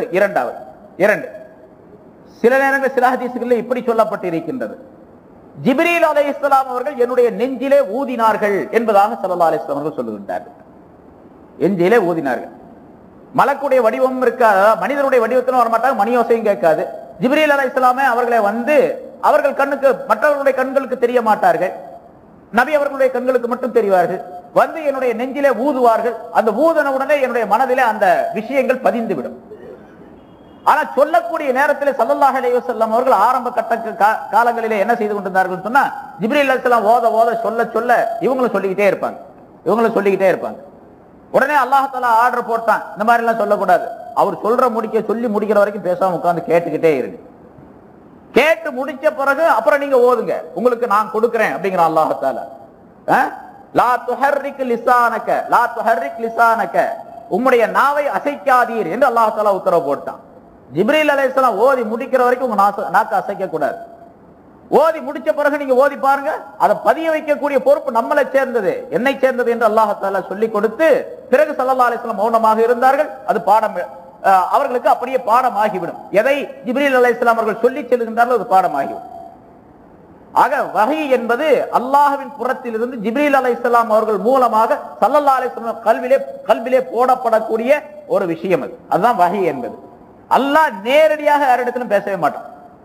அல்லாஹ் குர்ஆன்ல வேற ஒரு இடத்திலே சொல்லுகின்றான், அல்லாஹ் தஆலா பேசுவது என்று சொன்னால் 3 நிலைகளிலே ஒன்றை தவிர, 3 முறைகளிலே ஒன்றை தவிர வேறு எந்த முறையிலும் அல்லாஹ் மனிதனிடத்தில் பேச முடியாது. ஒன்று வஹியின் மூலமாக பேசலாம், அல்லது திரை மறைவில் இருந்து பேசலாம். திரை மறைவில் இருந்து சொன்னா அல்லாஹ்வை இவர் பார்க்க முடியாது, இவர் அல்லாஹ்வை பார்க்க முடியாது, அந்த மாதிரி உள்ள அமைப்பில் பேசலாம். மூன்றாவது ஒரு மலக்கின் மூலமாக அல்லாஹ் தஆலா அந்த வஹியை அனுப்பலாம், செய்தியை அனுப்பலாம். இந்த 3 முறையை தவிர எந்த முறையிலும் ஒரு மனிதனிடத்தில் எந்த மனிதனிடத்திலும் அல்லாஹ் தஆலா பேசுவது முடியாது என்று அல்லாஹ் தஆலா குர்ஆனிலே சொல்லி காட்டுகின்றார். இப்ப அந்த 3 முறைகளையும் ஸல்லல்லாஹு அலைஹி வஸல்லம் அவர்களுக்கு அல்லாஹ் தஆலா இந்த உலகத்திலே இந்த குர்ஆனை இறக்கி வைக்கக்கூடிய நேரத்திலே அமைப்பிலே தந்திருக்கின்றார். சரி, இப்படிப்பட்ட இந்த குர்ஆன், இந்த வகை இருக்கின்றது, இது இறங்கியது எங்கிருந்து இறங்கியது? ஜிப்ரீல் அலைஹிஸ்ஸலாம் கொண்டு வந்து ஸல்லல்லாஹு அலைஹி வஸல்லம் கல்புல போட்டாங்கன்னு சொல்லப்படுது. எங்கிருந்து வந்துச்சு? அல்லாஹ் இடத்திலிருந்து வந்துச்சு அப்படின்னு சொல்லிடலாம். அப்படி அல்ல. அல்லாஹ் தஆலா தன்னுடைய இல்மிலே இந்த காயினாத் என்று சொல்லப்படக்கூடிய இந்த பேரண்டத்தினுடைய பிரபஞ்சத்தினுடைய எல்லா செய்திகளையும் தனக்குள்ளே வைத்திருக்கின்றான். அவனுடைய அறிவில் இருக்குது எல்லாம். அதுல உள்ளதான் குர்ஆன் என்பதும் ஒன்று. அந்த குர்ஆனை முதலாக அல்லாஹ் தஆலா தன்னுடைய இடத்தில் இருந்த தன்னுடைய அறிவில் இருக்கக்கூடிய அந்த குர்ஆனை லவ்ஹுல் மஹ்ஃபூல் என்ற அந்த பலகைக்கு அல்லாஹ் தஆலா இறக்கி வைத்தார். அந்த குர்ஆனை அப்படியே லவ்ஹுல் மஹ்ஃபூலுக்கு இறக்கி வைத்தார். இந்த முதல் இறக்கி வைப்பிருக்கின்ற அல்லாஹ் தன்னுடைய அறிவிலிருந்து லவ்ஹுல் மஹ்ஃபூல் என்ற பலகையிலே பதிய வைத்தல், அதுதான் முதலாக லைலத்துல் கத்ருடைய இரவிலே இறக்கப்பட்டது அப்படிங்கிறது. இன்னா அன்ஸல்நாஹு ஃபீ லைலத்தில் கத்ர், நாம் லைலத்துல் கத்ர் கத்ருடைய இரவிலே, மதிப்பிற்குரிய இரவிலே, மாண்புமிக்க இரவிலே இந்த குர்ஆனை நாம் இறக்கி வைத்தோம் என்று அல்லாஹ் தஆலா சொல்லுகின்றானே, அது பூமிக்கு இறக்கி வச்சதல்ல, அல்லாஹ் தன்னுடைய அறிவிலிருந்து லவ்ஹுல் மஹ்ஃபூலுக்கு இறக்கி வச்சது என்று ஒரு கருத்து இது. இரண்டாவது ஒரு கருத்து, இன்னா அன்ஸல்நாஹு ஃபீ லைலத்தில் கத்ர், கத்ருடைய இரவிலே நாம் இறக்கி வைத்தோம் என்று சொன்னால் லவ்ஹுல் மஹ்ஃபூல் என்ற அந்த பலகையில ஏராளமான விஷயங்கள் இருக்குது. பலகைனா எவ்வளவு பெருசு இருக்கும் அப்படிங்கறத நம்ம கற்பனை செய்ய வேண்டிய அவசியமே இல்லை. அது அந்த காலத்துல உள்ள உலமாக்கள், முஃபஸ்ஸிரீன்கள் அவரவர்களுடைய அந்த காலத்திற்கு தக்கவாறு விளக்கம் சொன்னாங்க. இப்ப நம்ம சொல்லலாம், கம்ப்யூட்டருடைய இந்த காலத்துல கம்ப்யூட்டருக்குள்ள ஒரு டிஸ்க் கொடுக்கப்படுகின்றது. அந்த டிஸ்க்ல இருக்கக்கூடிய செய்திகளையும் கம்ப்யூட்டர்ல ஒரு பட்டனை போட்டு விட்டா தருது. எவ்வளவு அந்த டிஸ்க் இருக்குது, அது ஒரு கை அகலம் இருக்குது, இன்னும் கொஞ்சம் பெருசா இருக்குது அந்த டிஸ்க் என்பது. அதுல பதிவு செய்து வைக்கப்படுகின்றது. அந்த டிஸ்க்ல எவ்வளவு செய்திகளை சேமித்து வைக்கலாம் அப்படின்னு கேட்டா 20 லட்சம் செய்திகளை அதுக்குள்ள சேமிச்சு வைக்கலாம். அந்த டிஸ்க்ல சின்ன கம்ப்யூட்டர்ல உள்ளது. சூப்பர் கம்ப்யூட்டர் அப்படின்னு ஒண்ணு இருக்குது. அந்த சூப்பர் அமெரிக்காவில் கேப் கென்னடி என்ற அந்த விண் ஆராய்ச்சி நிலையத்தில் அந்த சூப்பர் கம்ப்யூட்டர் தயார் செய்து வைக்கப்பட்டிருக்குது. இந்த சாதாரணமாக இருக்கக்கூடிய கம்ப்யூட்டரை போன்று பல ஆயிரக்கணக்கான மடங்கு அதிகமான வேகம் உள்ளது அந்த கம்ப்யூட்டர், அந்த சூப்பர் கம்ப்யூட்டர். அதனுடைய டிஸ்க்ல இருக்கக்கூடியது பல கோடிக்கணக்கான செய்திகளை சேகரித்து வைக்கலாம் அதுக்குள்ள, அந்த டிஸ்க்ல. இப்ப இந்த கையகலம் உள்ள ஒரு டிஸ்க்ல, ஒரு பேப்பர்ல அல்லது ஒரு பகுதியில, ஒரு பிலிம்ல 20 லட்சம் செய்திகள் அல்லது 20 கோடி செய்திகள் என்று சொன்னால் அல்லாஹ் தஆலாவால இந்த காயினாத், இந்த ஆலம் என்ற இந்த பிரபஞ்சத்தில் உள்ள எல்லா செய்திகளையும் ஒரு சின்ன பேப்பர்ல அடைக்க முடியும்? அவன் அந்த அறிவை கொடுத்தவன், கம்ப்யூட்டரை அறிவை கொடுத்தவன் அவன், அதனால செய்ய முடியும் தாராளமாக. அத பலகை எவ்வளவு பெருசா இருக்கும் அப்படிங்கிற ஆராய்ச்சியில் நமக்கு தேவையில்லை. ஹஜ்ரத் இப்னு அப்பாஸ் ரலியல்லாஹு தஆலா அவர்கள் சொல்லுகின்றார்கள், அந்த லவ்ஹுல் மஹ்ஃபூல் என்ற பலகை இருக்கின்றதே, அதனுடைய அகலம், அதனுடைய நீளம் இருக்கின்றதே இந்த வானத்திலிருந்து பூமி வரைக்கும் இருக்கும். இந்த வானம் எவ்வளவு பெருசு இருக்குதோ அவ்வளவு அகலம் உடையதாக இருக்கும் அப்படின்னு சொல்றாங்க. இருக்கலாம், அது அல்லாஹ் தஆலாவுடைய சன்னிதானத்தில், அவனுடைய இடத்துல அது அந்த அவ்வளவு பெரிய பலகை இருப்பது ஒன்றும் பெரிய ஆச்சரியமான விஷயம் அல்ல. அல்லது இது மாதிரி சின்ன பேப்பர் இருக்கிறதும் பிலிம் இருக்கிறதும் ஆச்சரியமான விஷயம் அல்ல. அது எப்படி இருந்திருப்போ அதை பத்தி நமக்கு பிரச்சனையே கிடையாது. இப்ப அதை போய் நம்ம பார்த்து என்ன பண்ண போறோம்? பெருசா இருந்தா சின்னதா இருந்தா நமக்கு என்ன நஷ்டம் லாபம் கிடைக்க போகுது இல்லை, அது ஒண்ணும் கிடையாது. இங்க அந்த அல்லாஹ் தஆலா தன்னுடைய அறிவில் இருந்து லவ்ஹுல் மஹ்ஃபூலுக்கு இறக்கி வைத்தது முதல் நிலை. இது ஒரு கருத்து. இன்னொரு கருத்து, லவ்ஹுல் மஹ்ஃபூல் என்ற அந்த பலகையில் இருந்து அதுல பல கோடிக்கணக்கான செய்திகள் இருக்கின்றன. அதுல குர்ஆன் என்ற அந்த செய்தியை மட்டும் எடுத்து முதல் வானத்திலே ஒரு இடம் இருக்கின்றது, பைத்துல் இஸ்ஸா என்பதாக ஒரு இடம். அந்த பைத்துல் இஸ்ஸா கண்ணியத்திற்குரிய வீடு என்பதாக அதற்கு பொருள். அந்த வீட்டிலே மொத்தமாக குர்ஆனை முதலாவதாக அல்லாஹ் தஆலா இறக்கி வைத்து விட்டான். அந்த இறக்கி வைத்ததுதான் லைலத்துல் கத்ருடைய இரவு என்பதாக ஒரு கருத்து. மற்றொரு கருத்து, அந்த பைத்துல் இஸ்ஸா என்ற இடத்திலே பதிவு செய்யப்பட்ட இறக்கி வைக்கப்பட்ட அந்த தொகுப்பில் இருந்துதான் கொஞ்சம் கொஞ்சமாக 23 ஆண்டுகளிலே ஸல்லல்லாஹு அலைஹி வஸல்லம் கல்விலே கொண்டு வந்து ஜிப்ரீல் அலைஹிஸ்ஸலாம் அவர்களை போட வைத்தான் அல்லாஹ் தஆலா. இது வஹீயினுடைய ஆரம்பம், இறக்கி வைத்தது என்பதனுடைய முதல் நிலை. பிறகு ரசூலுல்லாஹி ஸல்லல்லாஹு அலைஹி வஸல்லம் அவர்களுக்கு அந்த ஹிரா குகையிலே இருக்கக்கூடிய நேரத்திலே ஜிப்ரீல் அலைஹிஸ்ஸலாம் அவர்கள் முதலாவதாக கொண்டு வந்து இக்ரா பிஸ்மி ரப்பிக்கல்லதி ஹலக் என்பதிலிருந்து ஒரு 5 ஆயத்துக்களை கல்விலே வைத்தானே, போட்டானே, அல்லாஹ் தஆலா ஜிப்ரீல் அலைஹிஸ்ஸலாம் அவர்கள் மூலமாக சொல்ல வைத்தானே, அந்த நேரம் இருக்கின்றதே அது லைலத்துல் கத்ருடைய இரவா என்பதிலே கருத்து வேறுபாடுகள் இருக்கின்றன. லைலத்துல் கத்ருடைய இரவாகவும் இருக்கலாம், அல்லது ஸல்லல்லாஹு அலைஹி வஸல்லம் அவர்களுக்கு 40வது வயது முடிந்த நேரத்தில் நுபுவத் நபிப்பட்டம் கொடுக்கப்பட்டது என்பதனுடைய ஏகோபித்த அபிப்பிராயப்படிக்கு 40 வயசு முடிஞ்ச உடனே ஸல்லல்லாஹு அலைஹி வஸல்லத்துக்கு நுபுவத் கிடைச்சிச்சு. ஆனா ரசூலுல்லாஹி ஸல்லல்லாஹு அலைஹி வஸல்லம் பிறந்தது எப்ப? ரபியுல் அவ்வல் 12வது நாள் அப்படின்னு எல்லாத்துக்கும் தெரியும். அப்ப 40 வயது முடியறது ரபியுல் அவ்வல் 12ல தான் முடியும். ஹிரா குகையில ஸல்லல்லாஹு அலைஹி வஸல்லம் அவர்களுக்கு இக்ரா என்ற அந்த சூராவுடைய ஆரம்ப 5 ஆயத்துகள் போடப்பட்டது ரபியுல் அவ்வல் 12வது நாள் தான் அப்படின்னு சில கருத்துகள். அல்லது ரபியுல் அவ்வல் தாண்டின பின்னால ஒரு 4-5 மாசத்துக்கு பின்னால இது வருது, ரமலானுடைய மாதம் வருது. ரமலானுடைய மாதத்தில் தான் லைலத்துல் கத்ர் இருக்கின்றது என்று வைத்துக் கொண்டால் 40 ஆண்டுகள் முடிந்து சில மாதங்கள் இருக்கின்றதே, அந்த சில மாதங்களை கணக்கு போடுவது கிடையாது. கஸ்ர் அந்த சில்லறைகளை கணக்கு போடாமல் மொத்தமாக 40 ஆண்டுகள் என்பதாக சொல்லப்பட்டிருக்கின்றது என்பது மற்றொரு கருத்து. எப்படியும் அல்லாஹ் தஆலாவுடைய அறிவில் இருந்து லவ்ஹுல் மஹ்ஃபூல் என்ற அந்த பலகையிலே பதிக்கப்பட்டு அதற்கு பின்னால் பைத்துல் இஸ்ஸா என்ற ஒரு இடத்திலே அது பதிக்கப்பட்டு வைக்கப்பட்டு அதற்கு பின்னால் கொஞ்சம் கொஞ்சமாக அங்கிருந்து ரசூலுல்லாஹி ஸல்லல்லாஹு அலைஹி வஸல்லம் அவர்களுக்கு கொண்டு வந்து கொடுக்கப்பட்டது. இது அந்த குர்ஆன் இறங்கியதனுடைய நிலை. பிறகு ரசூலுல்லாஹி ஸல்லல்லாஹு அலைஹி வஸல்லம் அவர்கள் சொல்லுகின்றார்கள், நான் ஹிராவுடைய அந்த குகையிலே இருக்கக்கூடிய நேரத்தில் ஒரு மலக்கானவர் என்னுடைய முன்னால் தோற்றமளித்தார். அவரை பார்த்த உடனே பயந்து விட்டேன். ஏனென்றால் ஹஜ்ரத் ஜிப்ரீல் அலைஹிஸ்ஸலாம் அவர்களுடைய அந்த உருவ அமைப்பு இருக்கின்றதே, அது மற்ற மனிதர்களை போன்றோ அல்லது மற்ற மலக்குகளை போன்றோ உள்ளதல்ல. மிக பிரம்மாண்டமான படைப்பு உள்ளவர்கள். அந்த படைப்பு எவ்வளவு பெரியது என்று சொன்னால் இந்த பூமியினுடைய அளவல்ல. ஜிப்ரீல் அலைஹிஸ்ஸலாம் அவர்களுக்கு அல்லாஹ் தஆலா 600 ரெக்கைகளை கொடுத்திருக்கின்றான். 600 ரெக்கைகளிலே ஒரு ரெக்கையை விரித்தால் கிழக்கிலிருந்து மேற்கு வரைக்கும் பரவி இருக்கும் என்பதாக ஸல்லல்லாஹு அலைஹி வஸல்லம் அவர்களே சொல்லுகின்றார்கள். ஒரு ரெக்கையை விரித்தால் கிழக்கிலிருந்து மேற்கு வரைக்கும், அதாவது பூமியை சுத்திக்கிட்டு இருக்கும் அப்படின்னு அர்த்தம். அதுக்கு 24,000 மைல் சுற்றளவு கொண்ட இந்த பூமியை ஒரு ரெக்கை சுத்திக்கும் அப்படின்னு சொன்னா 600 ரெக்கைகள் எவ்வளவு பெருசு இருக்கும் உருவம். ரெக்கையே எவ்வளவு பெருசு, உருவம் எவ்வளவு பெருசு இருக்கும். ஸல்லல்லாஹு அலைஹி வஸல்லம் அவர்கள் சொல்லுகின்றார்கள், பின்னால் ஒரு தடவை பார்த்த நேரத்தில் ஜிப்ரீல் அலைஹிஸ்ஸலாம் அவர்களை பார்த்த நேரத்திலே சொல்லுகின்றார்கள், வானத்தினுடைய மேல் பகுதியிலே அடிவானத்திலே ஒரு பெரிய குர்சியிலே பெரிய நாற்காலியிலே ஜிப்ரீல் அலைஹிஸ்ஸலாம் உட்கார்ந்து இருக்க கண்டேன் அவருடைய முழு வடிவத்திலே என்பதாக ஜிப்ரீல் அலைஹிஸ்ஸலாம் அவர்களை அசல் வடிவத்திலே 2 தடவை தான் ஸல்லல்லாஹு அலைஹி வஸல்லம் பார்த்திருக்கிறார். 2 தடவை தான் பார்த்திருக்கிறார். ஆனா ஹிரா குகையிலே ஆரம்பமாக வஹி கொண்டு வரக்கூடிய நேரத்தில் அந்த முழு வடிவத்தை அசல் வடிவத்தை அவர்கள் காட்டவில்லை, சாதாரண வடிவத்தில் தான் வந்தாங்க. ஆனா மலக்கு அப்படின்னு நல்லா தெரியுது, மனிதர் அல்ல. மனிதர் அந்த நேரத்தில் அந்த இடத்துக்கு வர்றது கிடையாது, வரவும் முடியாது. ஸல்லல்லாஹு அலைஹி வஸல்லம் அவர்கள் சில தினங்கள் அங்கே போய் தவம் செய்து கொண்டிருப்பார்கள்.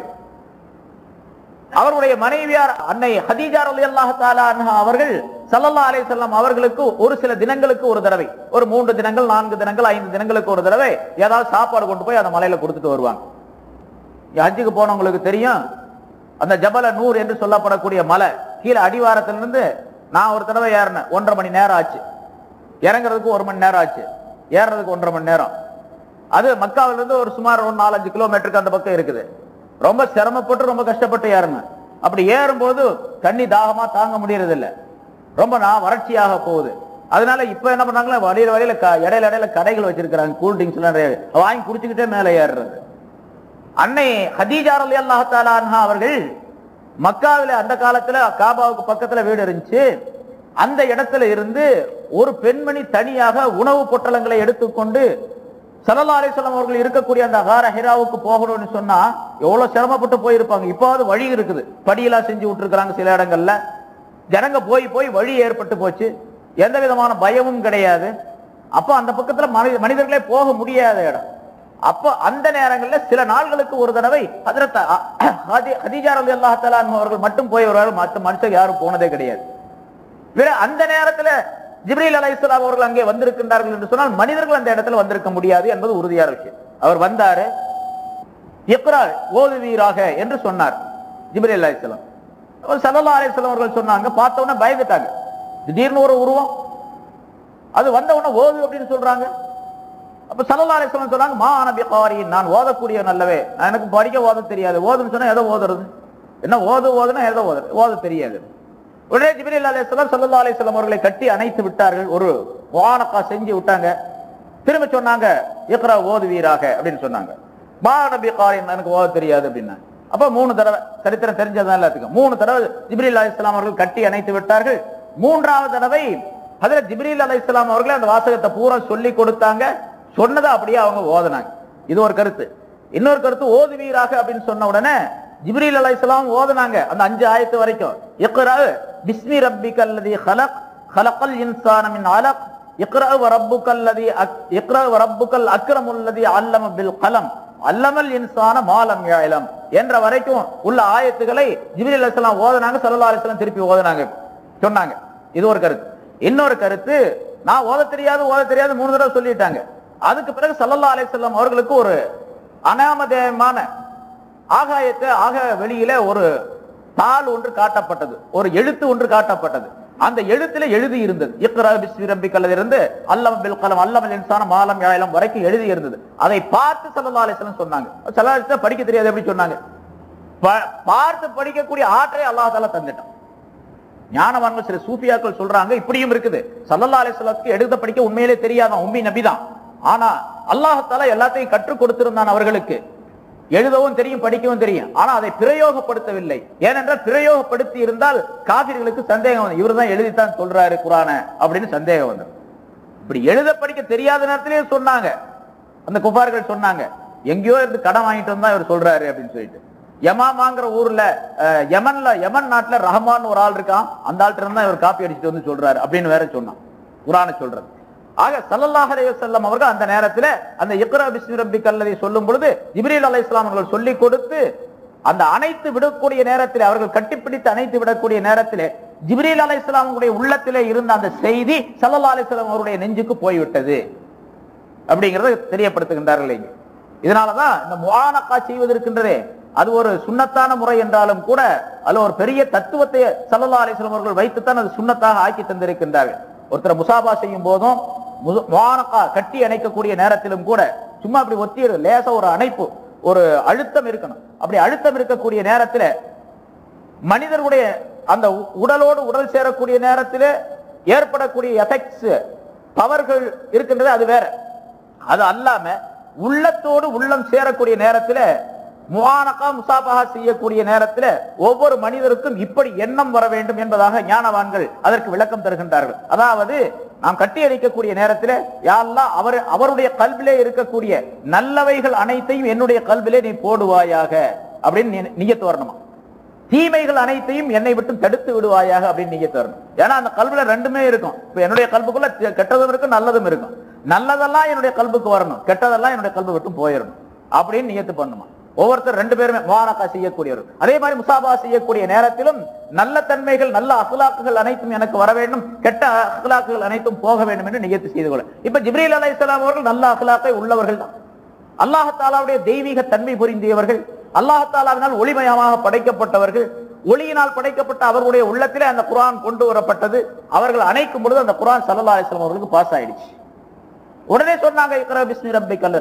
இங்க இன்னொரு தத்துவத்தையும் அல்லாஹ் தஆலா இக்ரா ஓதுவீராக அப்படின்னு சொல்லும்போது இந்த ஓதக்கூடிய திறமை இருக்குது பாருங்க. இந்த 5 ஆயத்தை ஃபர்ஸ்ட்ல இருந்து ஓதுறது, அதுக்கு பின்னால இனிமேல் இன்ஷா அல்லாஹ் 23 ஆண்டுகளில் இந்த குர்ஆனுடைய கலையை கல்வியை நிரப்பமாக ஆக்கி வைப்பது என்பது நபியே உங்களுடைய திறமையினால் அல்ல, ஜிப்ரீல் அலைஹிஸ்ஸலாமே உங்களுடைய திறமையினால் அல்ல, அது என்னுடைய ஆற்றலின் காரணமாகத்தான், என்னுடைய அறிவின் காரணமாகத்தான் என்று அல்லாஹ் தஆலா அங்கே சொல்லித் தருகின்றான். இக்ரா பிஸ்மி ரப்பிக, உங்களுடைய ரப்புடைய திருநாமத்தால் ஓதுவீராக என்று சொன்னான்.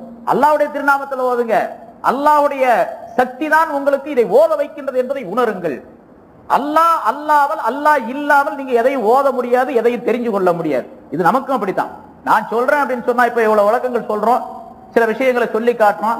இது என்னுடைய திறமையா? எனக்கு நாக்கு இருக்கிறதுனால சொல்ல முடியுமா? நாக்கு இருக்கிறவங்க எல்லாம் சொல்ல முடியுமா? இத நாக்கு இருக்கிறவங்க எல்லாம் சொல்ல முடியாது. அப்ப நான் சொல்றேன் அப்படின்னு சொன்னா அல்லாஹ் தஆலா சொல்ல வைக்கிறான். இக்ரா பிஸ்மி ரப்பிக்கல் லதீ ஹலக் என்ற வாசகம் எனக்கும் உணர்த்துகின்றது, அல்லாஹ்வுடைய ரப்புடைய திருநாமத்தின் காரணமாக நீ சொல்லுவீராக, ஓதி காட்டுவீராக, விளக்கம் சொல்லுவீராக என்பதை அல்லாஹ் தஆலா எனக்கும் உணர்த்துகின்றான் அந்த வாசகத்தின் மூலமாக. மனிதனுடைய திறமையின் காரணமாக, மனிதனுடைய அறிவின் காரணமாக எதையுமே சொல்ல முடியாது, செய்ய முடியாது அப்படிங்கிறது சொல்லப்படுது, அங்கே விளக்கப்படுகின்றது. இக்ரா பிஸ்மி ரப்பிக்கல் லதீ ஹலக் என்பதிலிருந்து 5 ஆயத்துக்களை ஓதி காட்டினார்கள். ஓதிட்டாங்க, அவர் போயிட்டார் ஜிப்ரீல் அலைஹிஸ்ஸலாம். போன பின்னால ஸல்லல்லாஹு அலைஹி வஸல்லத்துக்கு நடுக்கம் வந்துருச்சு, பயம், காய்ச்ச வந்துருச்சு, ஜுரம் வந்துருச்சு, வேர்வையும் கொட்டுது, ஜுரமும் அடிக்குது, ரொம்ப கடுமையான நிலை ஏற்பட்டு உடனே அங்கிருந்து இறங்கி வர்றாங்க. எப்பாவது ஒரு நாளைக்கு தான் ஊருக்குள்ள இறங்கி வருவாங்க, அதே மாதிரி இறங்கி வந்துட்டாங்க. வந்த உடனே ஜம்மிலூனி ஜம்மிலூனி, என்னை போர்த்துங்கள் போர்த்துங்கள் என்பதாக வந்து சொல்லி சொன்னாங்க. ஹதீஜா நாயகி ரலியல்லாஹு தஆலா அன்ஹா அவர்கள் போர்த்தி விட்டாங்க. எனக்கு என்ன ஆச்சு உங்களுக்கு அப்படின்னு, எனக்கு என்னமோ ஒரு துன்பம் ஏற்பட்டு விட்டது, ஏதோ ஒரு ஷைத்தான் என்னை தீண்டி விட்டான் என்று நினைக்கிறேன், எனக்கு ரொம்ப கஷ்டமா இருக்குது, எனக்கு உடல் கஷ்டமா இருக்குது, எனக்கு பலுவா இருக்குது, இப்படி ஒரு நிகழ்ச்சி ஏற்பட்டது என்பதாக எல்லாம் சொல்லிக்கிறேன். அப்ப ஹதீஜா ரலியல்லாஹு தஆலா அன்ஹா அவர்கள் சொல்றாங்க, இல்ல இல்ல, அல்லாஹ் தஆலா எனக்கு ஏதோ ஒரு தீமையை நாடி விட்டான் போல தெரியுது அப்படின்னு சொல்றாங்க.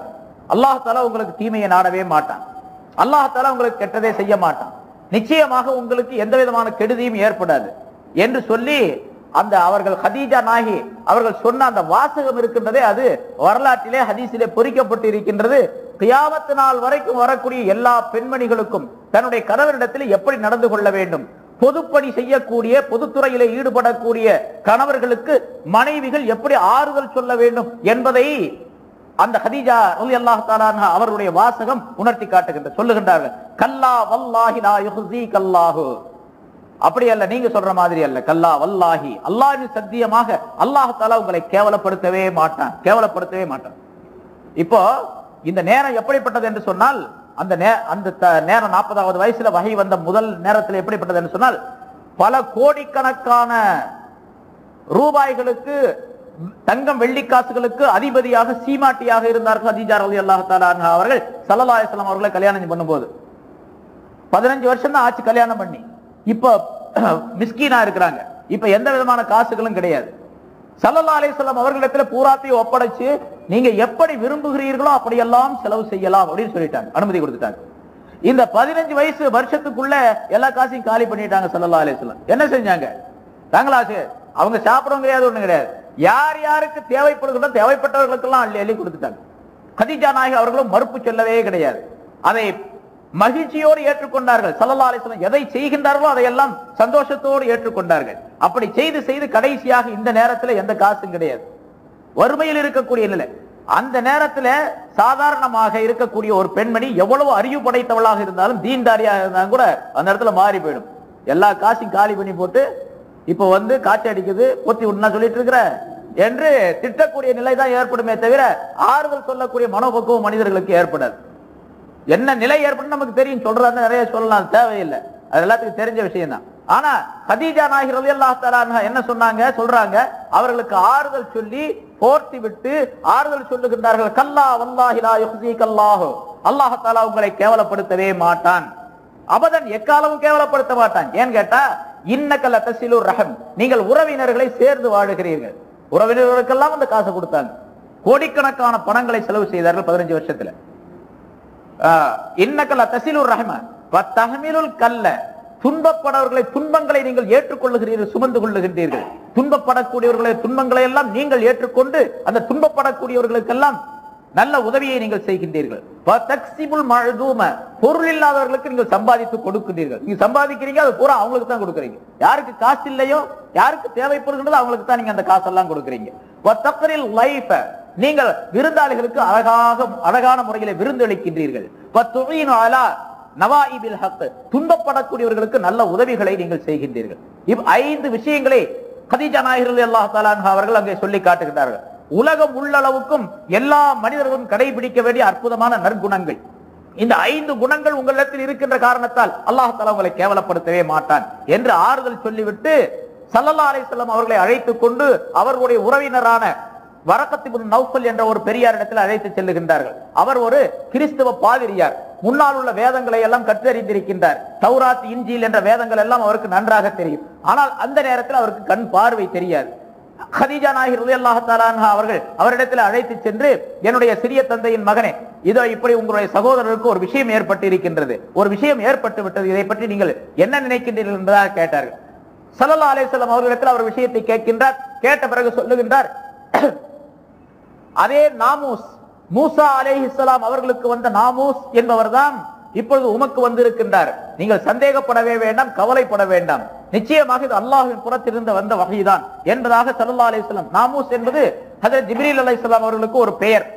அந்த மனிதர் தான், அந்த மலக்கு தான் உம்மிடத்தில் வந்திருக்கின்றார். அவர்தான் இந்த வகையை, இந்த அறிவிப்பை சொல்லி இருக்கின்றார். நீர் கவலைப்பட வேண்டாம் என்பதாக சொல்லிவிட்டு பிறகு அழுதார்கள். அவர், ஒரு காலம் வரும், அந்த காலத்திலே நான் இருக்க வேண்டுமே, அந்த காலத்தில் நான் இருக்க முடியாத சூழ்நிலையே, நான் இறந்து விடுவேனே என்பதாக சொல்லி கவலைப்படுகின்றார். என்ன அது என்பதாக கேட்ட பொழுது, ஒரு காலம் வரும், அந்த காலத்திலே இந்த ஊரை விட்டு உம்மை இந்த மக்கள் அப்புறப்படுத்துவார்கள், வெளியாக்குவார்கள். அந்த நேரத்திலே நான் இருக்க வேண்டுமே என்பதாக அவர் கவலைப்பட்டார், கை சேதப்பட்டார். ஸல்லல்லாஹு அலைஹி வஸல்லம் அவர்கள் கேட்கின்றார்கள் ஆச்சரியப்பட்டு, 40 வருஷமா இந்த மக்களுக்கு நான் நம்பிக்கையாளன், அமீன் என்று பட்டம் பெற்றிருக்கின்றேன், இவர்களிடத்தில் உண்மையாளன் என்பதாக என்னை பற்றி சொல்லிக் கொண்டிருக்கின்றார்கள். அவபுகனிஜிய, என்னையா இவர்கள் இந்த ஊரை விட்டு வெளியாக்குவார்கள் அப்படின்னு கேட்டாங்க. ஆம், நிச்சயமாக உண்மை இந்த ஊரை விட்டு வெளியாக்குவார்கள். அந்த நேரத்தில் நான் இருந்தா உங்களுக்கு ரொம்ப உதவியா இருக்குமே அப்படின்னு அந்த வழக்கா சொன்னார் என்பதாக சொல்லப்பட்டிருக்கிறது. இங்கே அந்த நிகழ்ச்சிக்கு பிறகு ஸல்லல்லாஹு அலைஹி வஸல்லம் அவர்களுக்கு அந்த தைரியம் ஏற்பட்டு விட்டது. ஆஹா, அல்லாஹ்வின் புறத்திலிருந்து நமக்கு மலக்கு வந்துட்டாங்க, ஜிப்ரீல் அலைஹிஸ்ஸலாம் வந்திருக்கிறாங்க என்று சொல்லிய பின்னால், நினைத்த பின்னால் அவர்களுக்கு ஒரு மகிழ்ச்சி ஏற்பட்டது. மறுநாள் அப்புறம் எதிர்பார்க்கிறாங்க, சரி இன்னும் கொஞ்ச நாள் அடுத்தாப்புல எப்போ வருவார் அவர், அந்த ஜிப்ரீல் எப்போ வருவார், அந்த மலக்கு எப்போ வருவார் என்று எதிர்பார்த்து கொண்டிருக்கின்றார்கள். 1 நாள் ஆச்சு, 2 நாள் ஆச்சு, 3 நாள் ஆச்சு, வரவே இல்லை. இவர் வரணும் வரணும் அப்படின்னு சொல்லி ஸல்லல்லாஹு அலைஹி வஸல்லம் அவர்கள் எதிர்பார்க்கின்றார்கள். எதிர்பார்த்து அவர்கள் தடைந்து விட்டார்கள். இந்த ஸல்லல்லாஹு அலைஹி வஸல்லம் அவர்களுக்கு இப்படி செய்தி வந்தது, அந்த ஊர் முழுவதும், மக்கா முழுவதும் பரவிவிட்டது, மற்ற நாடுகளுக்கும் பரவிவிட்டது. அங்கே இந்த குஃபார்கள் எல்லாம், இது சும்மா அதெல்லாம் மலக்கெல்லாம் வரல, முதல்ல சொன்னார் மலக்கு வந்தாருன்னு, இப்ப அந்த மலக்கு கை விட்டுட்டு போயிட்டாரு ஆள அப்படின்னு சொல்லி பேசிக்கிட்டாங்க. யாரோ மலக்கு வந்தாருன்னு சொல்றாரு, ஆனா அல்லாஹ் இவரை கையை விட்டுட்டான். முகம்மதே அல்லாஹ் கை விட்டுட்டான் அப்படிங்கிறதுக்கு பாருங்க எவ்வளவு நாளாச்சு, திரும்ப அந்த வஹி என்பது வரவே இல்லை, அல்லாஹ்விடத்திலிருந்து செய்தி வரவே இல்லை. எவ்வளவு நாள் வரலங்க? 3 வருஷம் வரல. அந்த நிகழ்ச்சிக்கு பின்னால 3 வருஷம் வரைக்கும் செய்தியே கிடையாது, எந்த அறிவிப்பும் கிடையாது, யாரும் வர கிடையாது. ஜிப்ரீல் அலைஹிஸ்ஸலாம் வரவும் இல்லை, ஒரு அறிவிப்பும் அவர்களுக்கு ஸல்லல்லாஹு அலைஹி வஸல்லம் அவர்களுக்கு கிடைக்கவே இல்லை. அதற்கு பின்னால் தான் இந்த வல்லுஹா வல்லைலி இதா சஜா என்ற சூரத் வந்தது. அதற்கு பின்னால் யா அய்யுஹல் முத்தஸிர், குர்ஆன் இறங்கிய முறை வேறு, இப்ப இருக்கக்கூடிய அமைப்பு வேறு. இந்த இருக்கக்கூடிய அமைப்பை ரசூலுல்லாஹி ஸல்லல்லாஹு அலைஹி வஸல்லம் அவர்கள் கடைசி காலத்திலே ஒவ்வொரு ரமலான் மாதத்திலும் சொல்லி தந்து இது அமைக்கப்பட்ட முறை. இன்ஷா அல்லாஹ் அடுத்த வாரங்கள் அதை பத்தி நம்ம சொல்லுவோம். ஸல்லல்லாஹு அலைஹி வஸல்லம் அவர்களுக்கு ஆரம்ப நிகழ்ச்சிக்கு பின்னால் 3 ஆண்டுகள் வரைக்கும் அந்த வகை வரவில்லை. 3 ஆண்டுகளுக்கு பின்னால் அல்லாஹ் தஆலா வல்லுஹா என்ற அந்த சூராவை இறக்கி வைத்து, வல்லுஹா வல்லைலி இதா சஜா மா வத்தஅக ரப்புக வமா கலா, உம்முடைய ரப்பு உம்மை கோபிக்கவும் இல்லை, உம்மை கைவிட்டு விடவும் இல்லை என்று அல்லாஹ் தஆலா முதல்ல சொன்னான். அவங்க எல்லாம் சொன்னாங்க, அந்த குஃபார்கள்லாம், அல்லாஹ் இந்த முகமது மேல கோபம் ஆயிட்டான், அல்லாஹ் கையை விட்டுட்டான் அப்படின்னு சொல்லிட்டு இருந்தாங்க. உடனே அல்லாஹ் தஆலா அதுக்கு மறுப்பு சொல்லி அந்த சூராவை இறக்கி வைத்தார். ஸல்லல்லாஹு அலைஹி வஸல்லம் அவருடைய முந்திய நிலை, இப்ப இருக்கக்கூடிய நிலை, உலகத்தில் இருக்கக்கூடிய நிலை, ஆகிரத்தில் இருக்கக்கூடிய நிலை, ஸல்லல்லாஹு அலைஹி வஸல்லம் அவர்களுக்கு அல்லாஹ் செய்திருக்கக்கூடிய பெரிய நியாமத்துகள், இவை பற்றி எல்லாம் அந்த சூரத்திலே சொல்லப்படுகின்றது. அதை இரண்டாவதாக அல்லாஹ் தஆலா இறக்கி வைத்தான். அதற்கு பின்னால யா அய்யுஹல் முத்தஸிர், போர்வை போர்த்தியவரே என்ற வாசகத்தை, ஆயத்தை இறக்கி வைத்தான். அதற்கு அடுத்ததாக யா அய்யுஹல் முஸம்மில், போர்வை போர்த்தியவர், அதுக்கு 2 ஒரே கருத்து தான், இதை இறக்கி வைத்தான் என்று அந்த இறங்கிய வரலாறு, இறங்கிய தர்த்தீப், அந்த முறையாகிறதும் நமக்கு வரலாறுகளிலே ஹதீஸ்களிலே சொல்லப்பட்டிருக்கின்றது.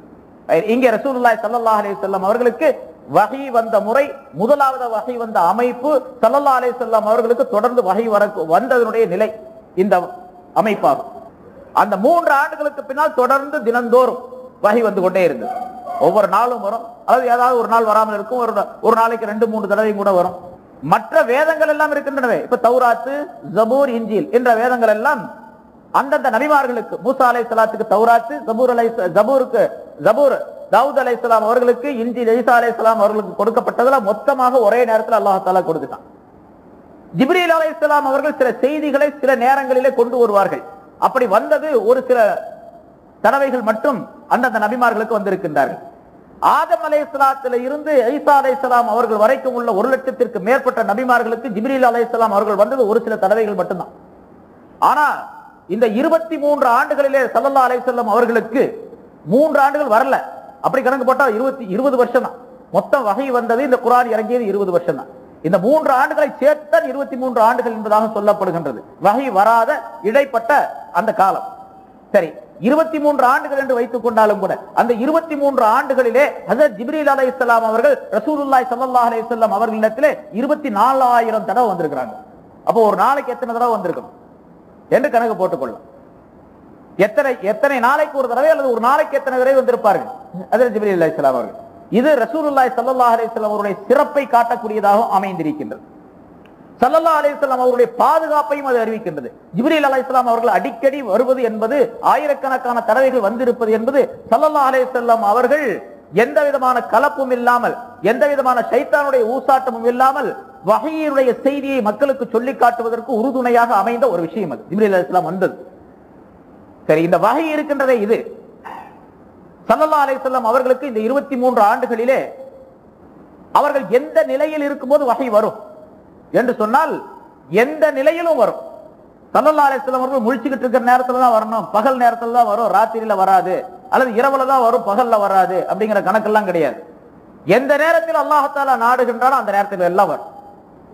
இரவிலும் வந்திருக்கின்றது, பகலிலும் வஹீ வந்திருக்கின்றது, பூமியிலும் வந்திருக்கின்றது, மலை மீது இருக்கக்கூடிய நேரத்திலும் வந்திருக்கின்றது, உள்ளூரில் இருக்கக்கூடிய நேரத்திலும் வந்திருக்கின்றது, வெளியூருக்கு போருக்காக போயிருக்கக்கூடிய நேரத்திலும் வந்திருக்கின்றது.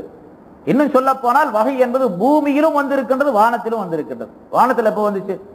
ஒரே ஒரு தடவை 2 ஆயத்துகள் வானத்திலே அல்லாஹ் தஆலாவுடைய சன்னிதானத்தில் வைத்து இந்த குர்ஆனில் உள்ள 2 ஆயத்துகள் மட்டும் இறக்கப்பட்டது. அது ஆமனர் ரசூல் என்ற ஆயத், அதிலிருந்து கடைசி வரைக்கும் உள்ளது. ஆமனர் ரசூல் இருந்து கடைசி வரைக்கும் உள்ள அந்த 2 ஆயத்துகள் இருக்கின்றனவே, அந்த 2 ஆயத்துகள் பூமியில இறக்கப்பட்டதல்ல.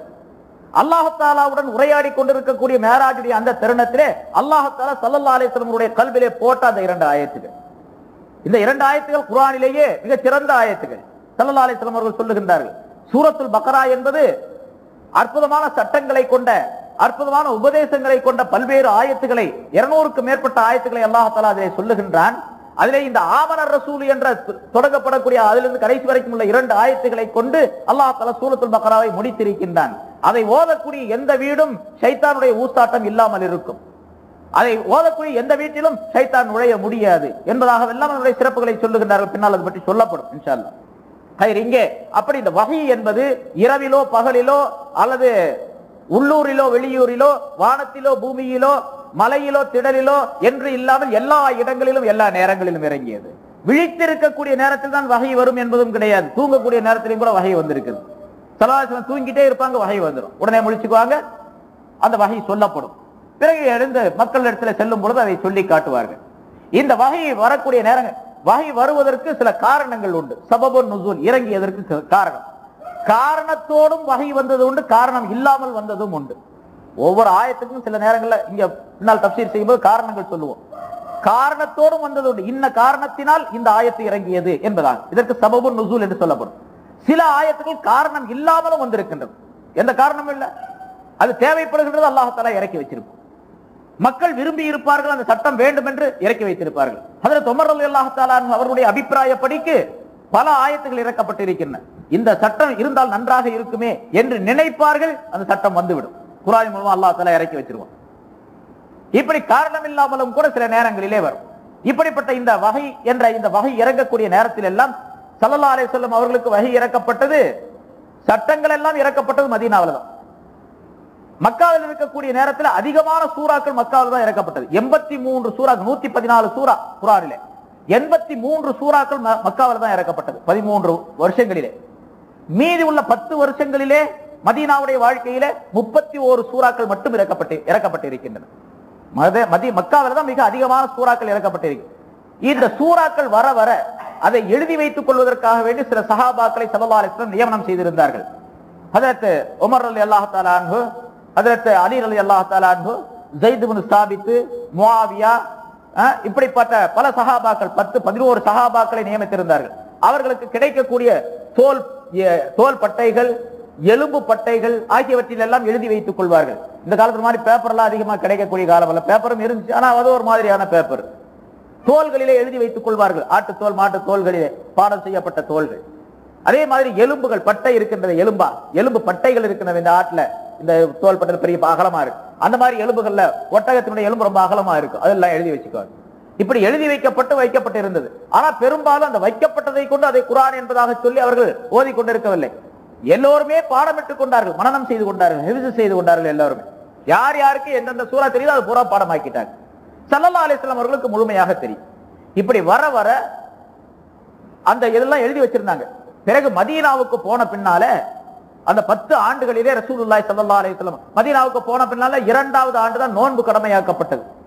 நோன்பு ரமலான் மாதத்தில் கடமையாக்கப்பட்ட பின்னால ஸல்லல்லாஹு அலைஹி வஸல்லம் அவர்கள் இஅ்திகாஃப் இருக்க ஆரம்பித்தார்கள். 9 ஆண்டுகள் இஅ்திகாஃப் இருந்திருக்கிறாங்க மதீனாவுடைய அந்த மஸ்ஜித் நபவியில. இந்த இஅ்திகாஃப் இருக்கக்கூடிய ரமலானுடைய பிந்திய 10லே ஸல்லல்லாஹு அலைஹி வஸல்லம் அவர்களிடத்தில் ஹஜ்ரத் ஜிப்ரீல் அலைஹிஸ்ஸலாம் அவர்கள் வந்து இதுவரைக்கும் எவ்வளவு குர்ஆன் இறங்கி இருக்கின்றதோ அதையெல்லாம் ஓதி காட்டுவாங்க. வருஷம் ஓதி காட்டினாங்க. அப்படி ஓதி காட்டிய பின்னால ஸல்லல்லாஹு அலைஹி வஸல்லம் ஜிப்ரீல் இடத்துல ஓதி காட்டுவாங்க. இவர் அவருக்கு ஓதி காட்டுவார் முதலாவதாக, பிறகு ஸல்லல்லாஹு அலைஹி வஸல்லம் ஜிப்ரீல் இடத்துல ஓதி காட்டுவார். சரி பண்ணிக்குவாங்க 2 பேரும். அதுக்கு பின்னாலே இது இப்ப எப்படி தர்த்தீப் இருக்கின்றதோ, இப்பொழுது எப்படி அமைப்பு இருக்கின்றதோ இந்த முறையை ஓதி காட்டுவார்கள். அவர்களும் ஓதி காட்டுவார்கள். பிறகு ஸல்லல்லாஹு அலைஹி வஸல்லம் அவர்கள் சஹாபாக்களை கூப்பிட்டு இந்த ஆயத்தை இந்த மாதிரி எழுதி கொள்ளுங்க, இந்த இடத்துல எழுதி கொள்ளுங்க. அதற்கு பின்னால் வரக்கூடிய வஹி உடைய ஆயத்துக்களை எல்லாம் எழுதக்கூடிய அந்த காத்திபுல் வஹியை கூப்பிட்டு ஸல்லல்லாஹு அலைஹி வஸல்லம் சொல்லுவாங்க, இன்னைக்கு இந்த ஆயத்தை இறங்கி இருக்கின்றது, இந்த ஆயத்தை இந்த சூறாவிலே இந்த இடத்திலே எழுதி கொள்ளுங்கள் என்பதாக சொல்லுவாங்க. இப்படியே சொல்லி கடைசி வருஷம் ஹிஜ்ரி 10வது ஆண்டு ஸல்லல்லாஹு அலைஹி வஸல்லம் அவர்கள் 20 நாள் இஅ்திகாஃப் இருந்தார்கள். 10 நாள் இருந்துட்டே வந்தாங்க, கடைசி வருஷத்தை 20 நாள் இருந்தாங்க. அந்த 20 நாளிலும் இந்த குர்ஆன் முழுமையாக 2 தடவைகள் ஓதி காட்டப்பட்டது. ஜிப்ரீல் அலைஹிஸ்ஸலாம் ஓதி, ஸல்லல்லாஹு அலைஹி வஸல்லம் அவர்கள் ஓதி அது சரி பண்ணப்பட்டது. அதற்கு பிறகு இந்த ஆயத்துக்களை இந்த இடத்திலே வைத்துக் கொள்ளுங்கள் என்று சொல்லி முடிச்சிட்டாங்க. அது கடைசி வருஷத்துல முடிஞ்சு போய். ஆக ரசூலுல்லாஹி ஸல்லல்லாஹு அலைஹி வஸல்லம் உடைய காலத்திலேயே இப்பொழுது குர்ஆன் எந்த தர்த்தீபில் இருக்கின்றதோ இந்த தர்த்தீப் சரி செய்யப்பட்டது, அது அமைக்கப்பட்டது என்று. ஆனா சில பேர் இப்படி சொல்லுவாங்க, ரசூலுல்லாஹ்வுடைய காலத்துல அவங்க எழுதி வச்சிருந்தாங்க, எழுதி வச்சுதான் அவங்க அப்படி வச்சுக்கிட்டாங்க. பிறகு இந்த தர்த்தீப் இருக்கின்றது இது பின்னால் உருவாக்கப்பட்டதுதான் அப்படின்னு சில பேர் அலிம் சாக்கர்ல சில பேர் சொல்றவங்க உண்டு. ஸல்லல்லாஹு அலைஹி வஸல்லம் காலத்திலேயே அந்த தர்த்தீப் செய்யப்பட்டது, ரசூலுல்லாஹ்வுடைய காலத்திலே தரிசு. ஆனா குர்ஆனுடைய அந்த எழுத்து வடிவத்திலே இருக்கக்கூடிய இந்த முழுமையான முறை இருக்கின்றது அது கிடையாது. அவங்க பாடமிட்டவங்க பாடம் பண்ணி வச்சிருந்தாங்க. குர்ஆன் முழுமையாக பாடம் பண்ணியவர்கள் அதிகமாக இல்லை, ஏதோ 1-2 பேர் இருந்தாங்க என்று சொல்லப்படும். உபய் இப்னு கஅப் ரலியல்லாஹு தஆலா அன்ஹு அவர்கள் மிக முக்கியமானவர்கள். அதுல ஹஜ்ரத் அலி ரலியல்லாஹு தஆலா அன்ஹு முக்கியமானவர்கள். உபய் இப்னு கஅப் ரலியல்லாஹு தஆலா அன்ஹு அவர்களிடத்தில் ஒரு தடவை ஸல்லல்லாஹு அலைஹி வஸல்லம் அவர்கள் சொல்லுகின்றார்கள், அல்லாஹ் தஆலா உங்களுக்கு இந்த சூறாவை ஓதி காட்ட சொன்னான், லம் யகுனில் லதீன கஃபரு என்ற சூறாவை ஓதி காட்ட சொன்னான் என்று உபய் இப்னு கஅப் இடத்துல ஸல்லல்லாஹு அலைஹி வஸல்லம் சொன்னாங்க. அந்த சஹாபி உபய் இப்னு கஅப் ரலியல்லாஹு தஆலா அன்ஹு நபி அவர்களிடத்துல கேக்குறாங்க, என் பேரை சொல்லி சொன்னானா அல்லாஹ் அப்படின்னு கேட்டாங்க. உங்க பேரை சொல்லித்தான் அல்லாஹ் ஓதி காட்ட சொன்னாங்க. அவருக்கு எவ்வளவு சந்தோஷமா இருக்கு, அல்லாஹ் இவர் பேரை சொல்லி ஸல்லல்லாஹு அலைஹி வஸல்லம் ஓதி காட்ட சொல்றதுன்னு சொன்னாங்க. அவருக்கு சந்தோஷம் தாங்க முடியல. என் பேரை அல்லாஹ் சொன்னானா அப்படின்னு சொல்லிட்டே இருப்பாங்க. அப்படி சில சஹாபாக்கள் இருந்தார்கள். அப்ப பின்னால அது ஓதி காட்டப்பட்டு எல்லாரும் குர்ஆனை முழுமையாக பாடமிட்டவர்கள் கொஞ்சம் பேர் தான் இருந்தாங்க. ஒவ்வொரு சஹாபியிடத்திலும் குர்ஆனுடைய பல சூறாக்கள் பல ஆயத்துக்கள் அவருடைய மனதில் பதிந்திருந்தது. அதற்கு பிறகு ஹஜ்ரத் அபூபக்கர் சித்திக் ரலியல்லாஹு தஆலா அவருடைய காலத்தில் தான் இப்பொழுது இருக்கக்கூடிய அமைப்பின்படி இந்த குர்ஆனுடைய தொகுப்பு ஏற்படுத்தப்படுகின்றது. இன்ஷா அல்லாஹ் அடுத்த வாரம் அதை சொல்லுவோம், எப்படி இந்த குர்ஆனுடைய தொகுப்பு எப்படி ஏற்பட்டது என்பதை பற்றி சொல்லுவோம். ஏன்னா அது பூராத்தையும் சொல்ல நினைச்சு சொல்ல முடியல. இன்ஷா அல்லாஹ் இந்த வஹையினுடைய அமைப்பு எப்படி, இப்ப குர்ஆனே சூரத்துல் ஃபாத்திஹா அதுக்கு பின்னால ஆயத்துக்களை தெரிஞ்சு கொள்ளுங்கன்னா வஹீனா என்ன, வஹீ எப்படி இறங்கியது, அதனுடைய அமைப்பு என்ன, வஹீனுடைய தன்மை என்ன அப்படிங்கறத விளக்கறதுக்காக ஒரு சில விளக்கங்கள் இப்பொழுது உங்களுக்கு சொல்லப்பட்டது. எனவே அல்லாஹ் தஆலாவுடைய கலாம் இருக்கின்றது, அது இப்ப கேட்ட விஷயங்கிறது ஓரளவு நமக்கு தெரிஞ்சிருக்கும். தெரியாதவங்களா இருந்தா தெரிஞ்சிருக்கலாம், தெரிஞ்சவங்க பல பேர் இருக்கலாம். தெரியாதவங்களா இருந்தா கலாம், அல்லாஹுடைய கலாம் என்பது எவ்வளவு மகத்துவத்திற்குரியது, எவ்வளவு கனம் வாய்ந்தது, எவ்வளவு அற்புதமானது, எவ்வளவு அருளுக்குரியது என்பது பற்றி நாம் கொஞ்சம் விளங்கி இருக்க முடியும். எனவே அந்த விளக்கத்திற்கு பின்னால் நாம் கேட்கும் பொழுதுதான் மனசுல அந்த பயமும் அது பதியக்கூடிய நிலையும் ஏற்படும். வெறுமனே ஏதோ கதை சொல்ற மாதிரி அல்லது சம்பவம் சொல்ற மாதிரி குர்ஆனை சொல்லிட்டு போறது என்பதல்ல. குர்ஆனை சொல்லுவது என்பது ஒரு பெரிய சக்தி வாய்ந்த ஒரு விஷயம், சாதாரணமான விஷயம் அல்ல. குர்ஆனுக்கு தஃப்சீர் செய்வதற்கு ஒரு தனி பெரும் ஆற்றல் தேவை. அந்த ஆற்றல்லாம் எனக்கெல்லாம் கிடையாது. ஏன்னு கேட்டா அது பெரும் பெரும் உலமாக்கள், அந்த காலத்தில் இருந்த பெரும் பெரும் மேதைகள், இமாம்கள், அவர்களுக்கு அந்த ஆற்றல் இருந்தது. குர்ஆனை சொல்லுவது என்பது ஒரு சாதாரண விஷயம் தான். ஆனால் குர்ஆனை தஃப்சீர், அதனுடைய விளக்கத்தை எழுதுவது என்று சொன்னால் அதற்கு தனி பெரும் கலைகள் தேவை. அது 14-15 விதமான கலைகள் தேவை என்பதாக சொல்லப்பட்டு இருக்கின்றது. இன்ஷா அல்லாஹ் அதையும் வரிசையா நம்ம சொல்லுவோம். என்னென்ன கலைகள், என்னென்ன இல்முகள் ஒரு மனிதனிடத்தில் இருந்தால் அதற்கு தஃப்சீர் செய்வதற்கு ஒரு தகுதி பெற்றவராக ஆகின்றார் என்பது பற்றி விளக்கங்கள் சொல்லப்பட்டு இருக்கின்றன. இன்ஷா அல்லாஹ் அதை படிப்படியாக நாம் காண்போம். அல்லாஹ் தஆலா எனக்கும் உங்களுக்கும் நீண்ட ஆயுளையும் சுகமான வாழ்க்கையும் தந்து அல்லாஹ் தஆலா தன்னுடைய கலாமை கேட்பதற்குரிய வாய்ப்பை தந்தருள்வானாக என்பதாக இந்த புனிதமான தருணத்திலே துஆ செய்தவனாக இந்த உரையை நான் முடித்துக் கொள்ளுகின்றேன். ஆகிர் தாவானா அனில் ஹம்துலில்லாஹி ரப்பில் ஆலமீன்.